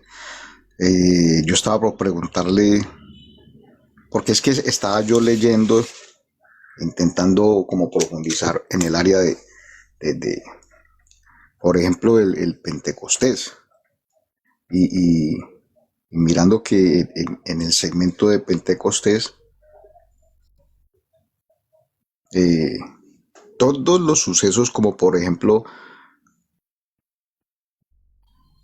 así de la misma forma en que el día de Pentecostés, acá miles de personas recibieron a Cristo en Hechos 2, miles de personas cuando descendió del monte Moisés, pues estaban en una recocha y un desorden tremendo, el pueblo.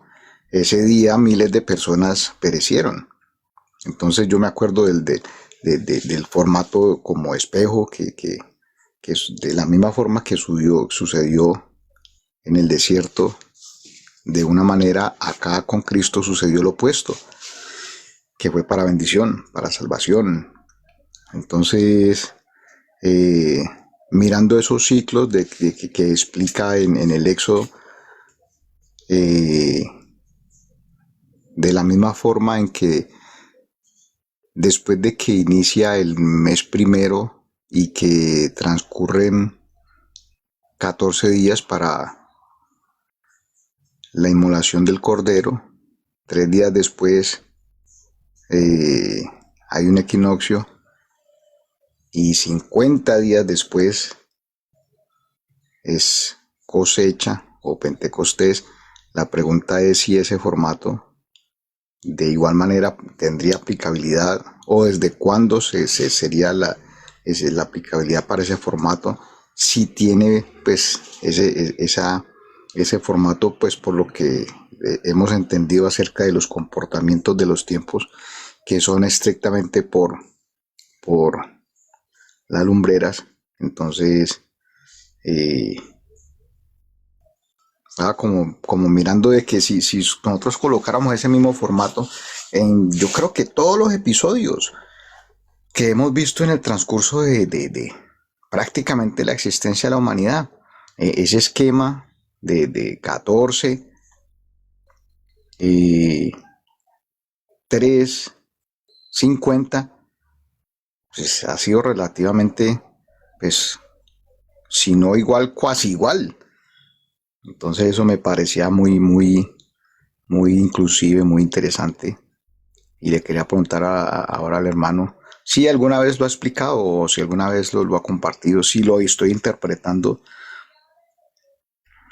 pues de tal forma, Y o si alguno de ustedes de pronto lo entiende con más claridad, pues qué chévere pronto escucharlo.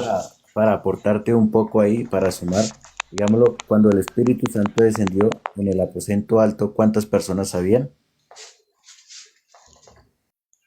En Hechos 2, Correcto. en Hechos 2 dice que habían 120. Habían 120 personas ahí. Ahora, ¿en qué jubileo estamos? ¿O para cuál jubileo ya vamos? para el jubileo número 120. ¿Sí? Entonces, ¿qué es lo que pasa?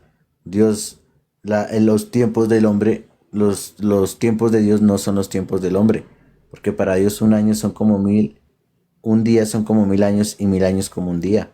Por eso es que en Génesis, cuando el Señor dice, y serán los días del hombre 120 años, no se refiere a que un hombre solamente va a poder 120 años de vida normal, sino el Señor mide los tiempos por jubileos. Y recordemos que un jubileo es el año 50.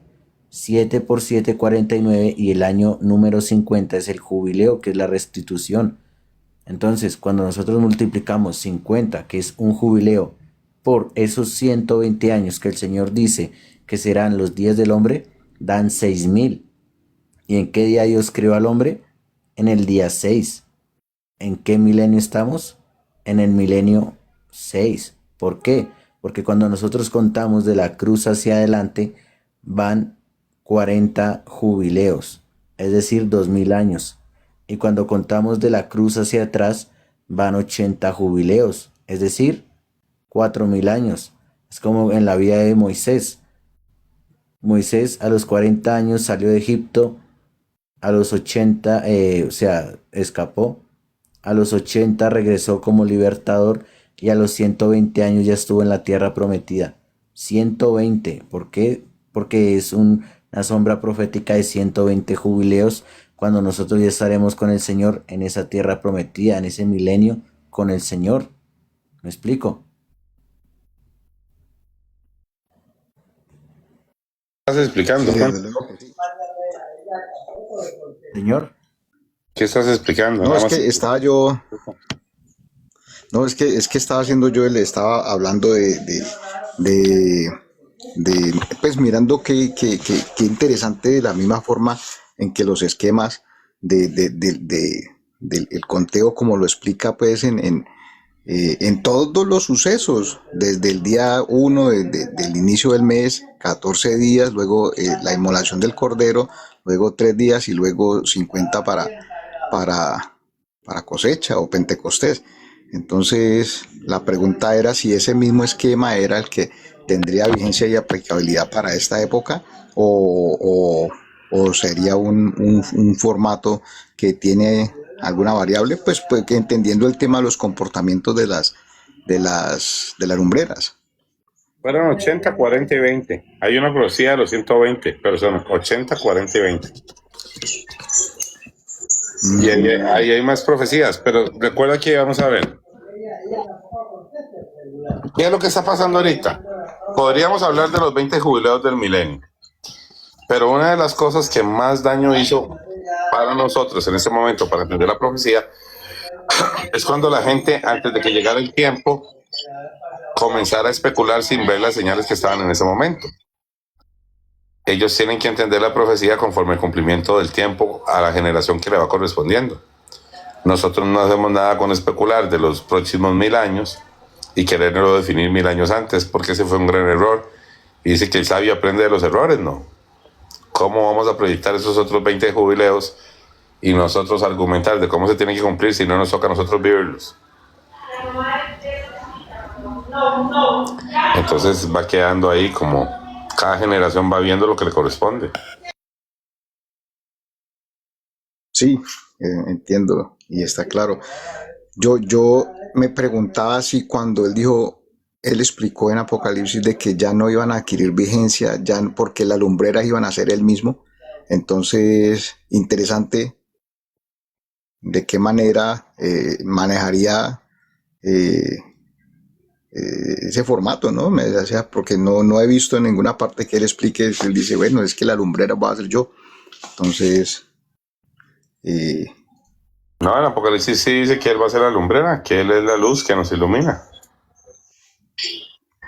¿Usted dice dónde está la profecía donde él había dicho eso?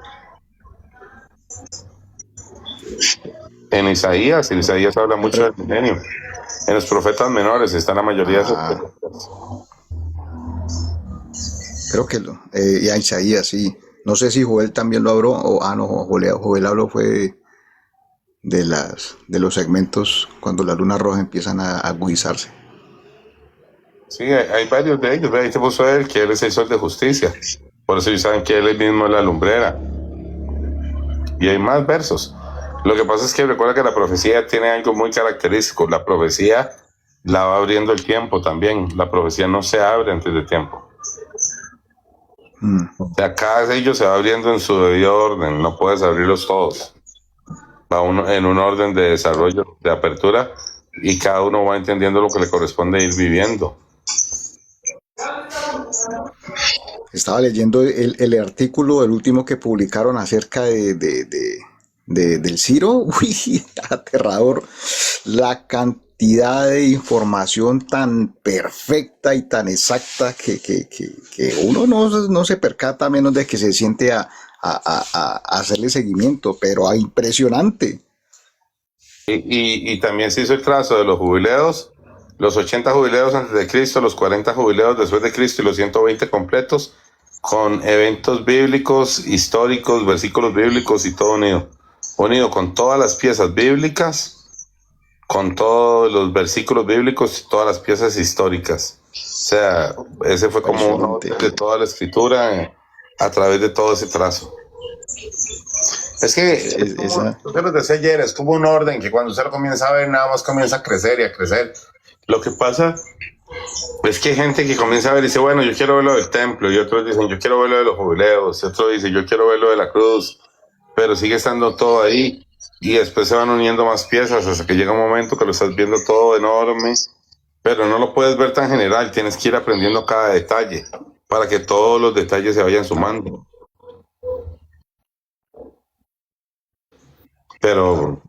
Pero ese, es más, creo que Leo me mandó ahí, me dijo que estaban en versión final, todas las señales Sí, de todo, de la luna y todo eso.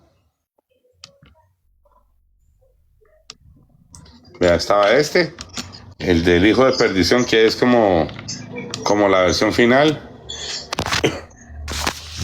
Está creo que es de ese que estás hablando, ese lo vi ahorita, que me mandó, que es Ajá, la versión final, ese es. que tiene, no sé, cuántos, vea todos los temas. No, ese documento está pero completísimo. Es impresionante la cantidad de cómo está tan ampliamente sustentado. Y Esos son como los la manera marcadores, de que... pero véalo ahí. Ujú. Epa. El umbral de la consumación, capítulo 2, títulos, capítulo 1, capítulo 2, 3, 4, 5, 6, 7, 8, 9, 10, 12, 23 capítulos de información. Y el otro que estábamos viendo, esos son 23 capítulos de información sobre Y lo otro eran esas tablas, que es la tabla de los 40 jubileos de Jesús del 2027-2028, los 120 jubileos completos, y el otro es 80 jubileos de Adán a Cristo. Entonces estos, cuando ya los vemos, son la tabla con el detalle. Espérate para ver si lo puedo hacer zoom.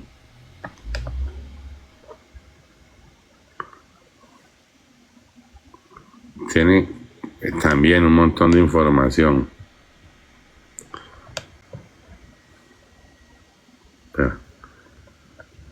Ve, por ejemplo, en el año. Ahora Leo lo cuadró de esta forma. Ve. Espera. Porque solo tengo una mano. Por ejemplo, en 1024 a.C., David toma Jerusalén. Texto, segunda de Samuel, capítulo 5. Y entonces ahora te va mostrando los detalles, qué fueron los eventos que dice David toma Jerusalén, de la forma más, vamos a ver, por ejemplo, en su forma más perfecta.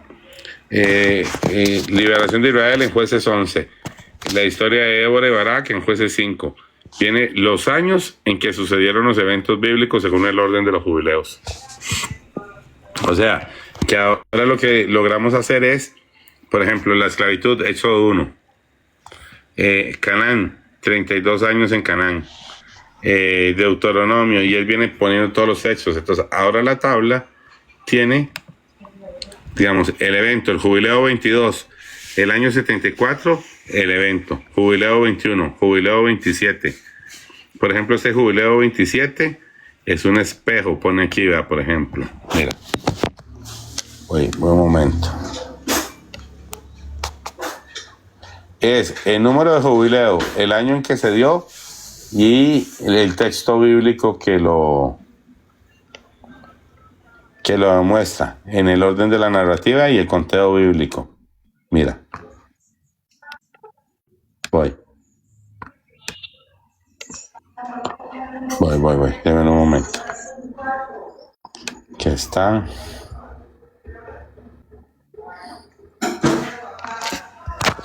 Okay. Jubileo 27, que es igual que el de Jesús en el año 1324 a.C., es un espejo del jubileo del año 27, 27 por 50, 1350 años, Israel 82 años en Canaán, y ahí es donde él viene y le hace conteo de por qué este evento, pero de todo esto. Génesis 25, Génesis 32, Génesis 37, Génesis 41, Éxodo 1, y vienen todos los jubileos según el orden de la cronología bíblica. Nehemías y Esdras, Simón el Justo, Antíoco Epífanes, todos los eventos que están datados y las fechas con los versículos bíblicos de los momentos históricos en la Biblia. Ve el año en que Jacob lucha con el ángel de Israel. Todos los eventos están en la fecha y a qué jubileo corresponden y por qué se dio ese evento y por qué ese evento tiene que ver con los jubileos. O sea, es la historia bíblica contada a través de los jubileos desde Génesis hasta nosotros. Desde Génesis hasta el año 27-28, en una cronología perfecta de todos los eventos. ¿Qué más se puede pedir? Yo creo, hermano, que eso no existe, o sea, eso es inédito. Nadie nunca ha expedido un documento que sustentado bíblicamente con o sea, una tangibilidad irrefutable y nadie, o sea, eso no existe, eso es inédito, eso nunca antes se había creado. Vea, yo le decía a Leo cuando lo estábamos viendo que a veces la gente no entiende, se está cumpliendo para nosotros porque está quedando ahí. Tal vez mucha gente de este momento no entienda que quedó el registro de lo que se hizo. Como ahora nosotros entendemos el capítulo 36 de Jeremías y en aquel momento no lo entendían. Como en aquel momento que ellos estaban leyendo los evangelios no sabían la magnitud de lo que se estaba diciendo. Que quede ahora en toda esta era digital y repartido por muchos lados esos documentos que se digan en algún momento en la historia. Sí, alguien contó todos los jubileos y vio todos los eventos y se dieron cuenta. O sea, si eso estuviera dentro del orden de lo que va pasando en la Biblia, en un resumen al final, usted dice, sí, estos aportaron en ese resumen el cierre y cumplimiento de las profecías de los jubileos en todas las historias. Cuando se completen muchas de las cosas que la gente ha ido ampliando el conocimiento bíblico, todos esos detalles van a estar ahí. Uno cree que es solo para la generación de uno y no, es para testimonio de Jesús. Es para testimonio. Sí, para gloria de Dios, Rafael. Si fuese como una extensión del libro de los Hechos, si se pudiese denominar de alguna manera. Sí, si viene uno de la época antigua y dice, y al final se cumplieron los jubileos, dice, sí, ahí están todos los detalles, cómo se cumplió, lo que le dijeron, mira, Jeremías dice, esta fue la orden que me dio a mí, y Nehemías lo dice, aquí estoy yo en la historia, cuando me lo dijo a mí, pin, y quedaron todos en la historia, todos los personajes, todos detallados, todos los eventos, todos los cumplimientos. Entonces, a veces la gente cree que es por, tome, y el mundo lo va a leer y mañana lo entiende. Eso no pasó. Con muchos de los libros bíblicos nunca pasó eso. Ajá, así es. Con muchos, inclusive no hay un registro que tenga, o sea, no conozco un registro que tenga esa complejidad y ese grado de sustento con ese paralelo, con la palabra y con hechos. Ejemplo, la vez que cuando iniciaste, hermano, que estábamos viendo que me compartiste los sucesos del 78, los sucesos del 28, 1928, y creo que ese fue como la bisagra, ¿no? El punto de giro donde empezó como la profundización eh, como mucho más aguda, ¿no? Y ahí pues el Espíritu Santo yo imagino que dice, mira, ve, estos muchachos están interesados, quieren conocer más para sustentar mi palabra. Y eso no se ve con frecuencia. Entonces yo imagino que nuestro Señor Jesucristo, a mí pues en la emoción, como cuando fue este señor este romano, ¿cómo se denomina? Que vino de Roma porque el discípulo de él, el pupilo, estaba enfermo, el centurión, y nuestro Señor Jesucristo, el centurión y nuestro Señor Jesucristo se maravilló. Yo no me acuerdo de ningún otro episodio donde nuestro Señor Jesucristo dijo que estaba maravillado. Entonces, yo no sé si de pronto él diga como que estos muchachos tan interesados en sustentar y en compartir y en dar explicación y mayor sustento Por ahí lo dice un verso bíblico: explicar mi honra de palabra. Dios es encubrir un asunto y honra del rey descubrirlo, ¿verdad? Sí. Interesante, qué chévere y gloria a Dios. Y mucha gente, yo a veces me pongo a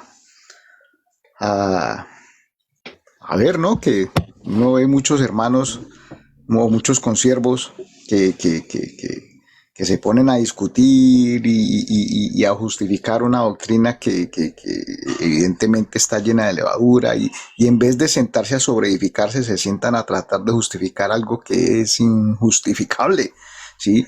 Entonces, Esta última versión de estas tablas actualizadas, yo ya las leí ahora en la tarde, que tenía un tema. Las voy a reenviar al grupo para que las vean. Ok.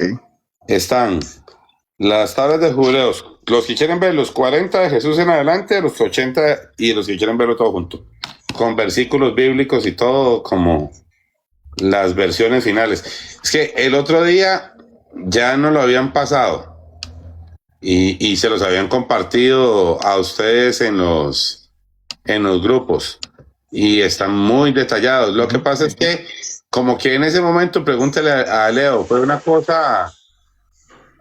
cosa impresionante. Comenzamos a sumarle versículos y en ese momento así fue como, mira, aquí están, y nos aparecieron todos los versículos que debíamos sumar. Y obviamente, cuando el Señor te lo permite, le sumas a todo eso, ¿verdad? Ese ya se puede imprimir, se puede compartir, pueden publicarlo, mandárselo a la gente para que lo vea, que revise los versos. No habrá quien busque ahí detalles, pero que los traigan y los hablamos. Por lo menos, si ya leen todos los jubileos y dicen, mira, en este se equivocaron porque esto iba tildado y aquí va una coma, se la ponemos, pero el tema sigue ahí, ¿verdad? Ya no va a haber retroceso. Sí, chéverísimo, formidable. Gloria a Dios, hermano. Y todavía, sí, hay un muy buen margen para que muchas personas entiendan, ¿no? Muchas personas afiancen su conocimiento, se enamoren más de Cristo.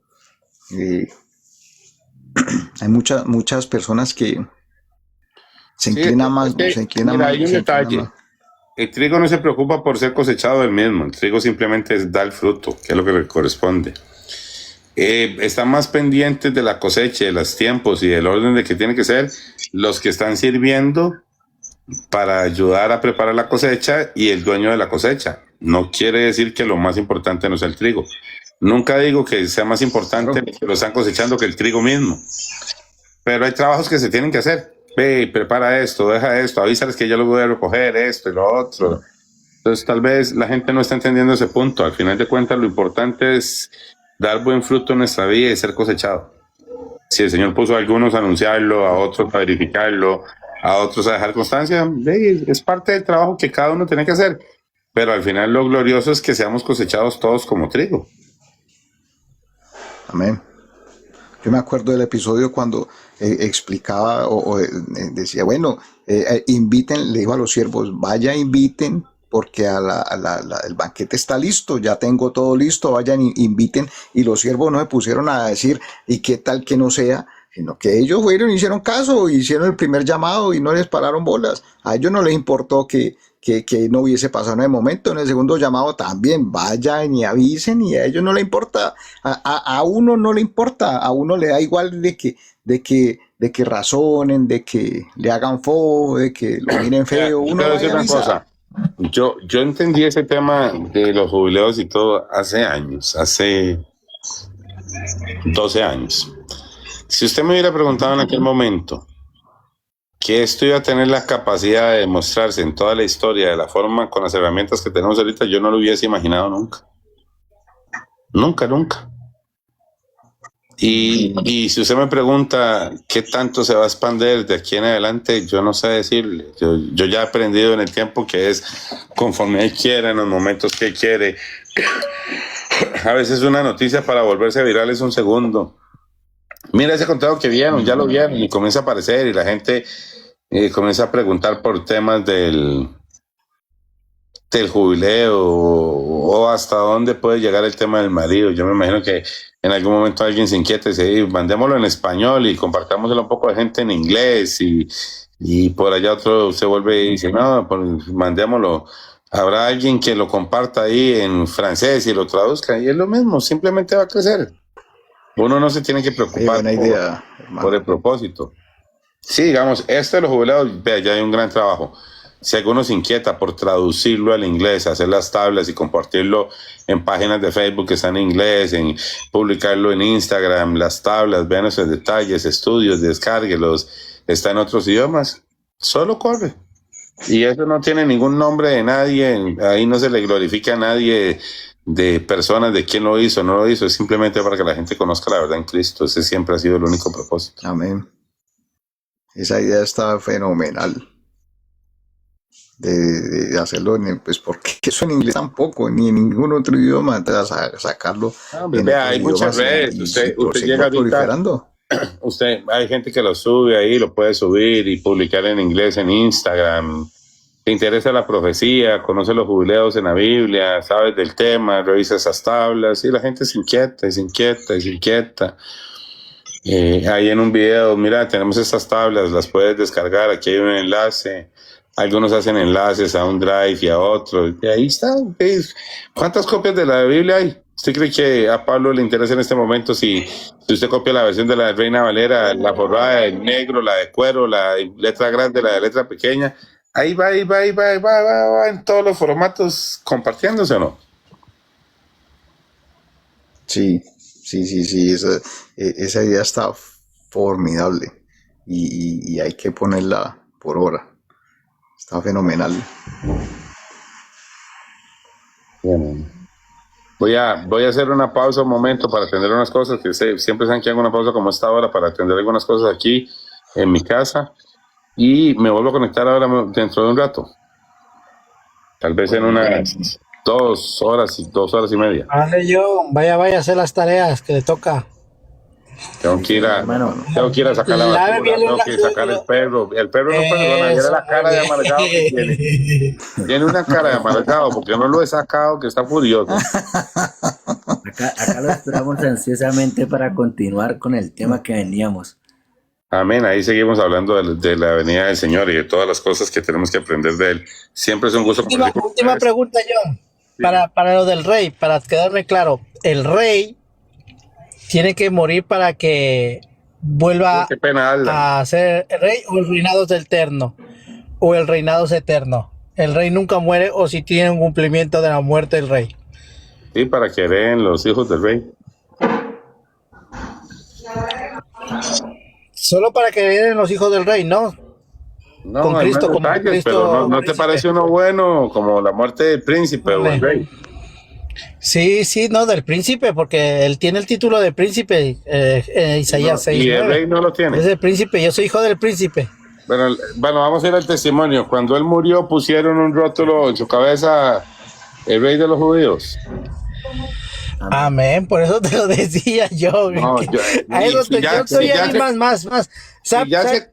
Si ya se cumplió, es porque estaba profetizado y tiene. La pregunta es, ¿dónde está la profecía que fundamenta ese rótulo que estaba en la cruz? Y está. Amén. Sí. Esa profecía que se cumplió con ese rótulo en la cruz, sí está. La pregunta es, ¿se la han aprendido o no? Porque es que muchos de nosotros hablamos, escúchame, yo te digo porque muchos de nosotros hablamos, es que murió y en la muerte se cumplió, pero no sabemos los cumplimientos de cada muerte y cómo muere. Eso se he dado cuenta yo de muchos hermanos. Dice Máximo, y yo estoy también en eso para... Dice Máximo Meridio III que si no me dejas ir va a morder el cable del internet. No, vaya, limpie los plates, vaya, yo no quiero ser culpable después de... Dios te bendiga, hermano. Vaya, que Dios te lo Desde aquí lo bendiga. estoy viendo y tiene cable así y la internet en la boca así como diciendo. Vaya, Ese yo. tiene nombre de gladiador, se llama Máximo Meridio III. Ah, jue madre, no, vaya, hermano, sáquelo. Nos vemos en un rato, ahorita me vuelvo a conectar, bendiciones.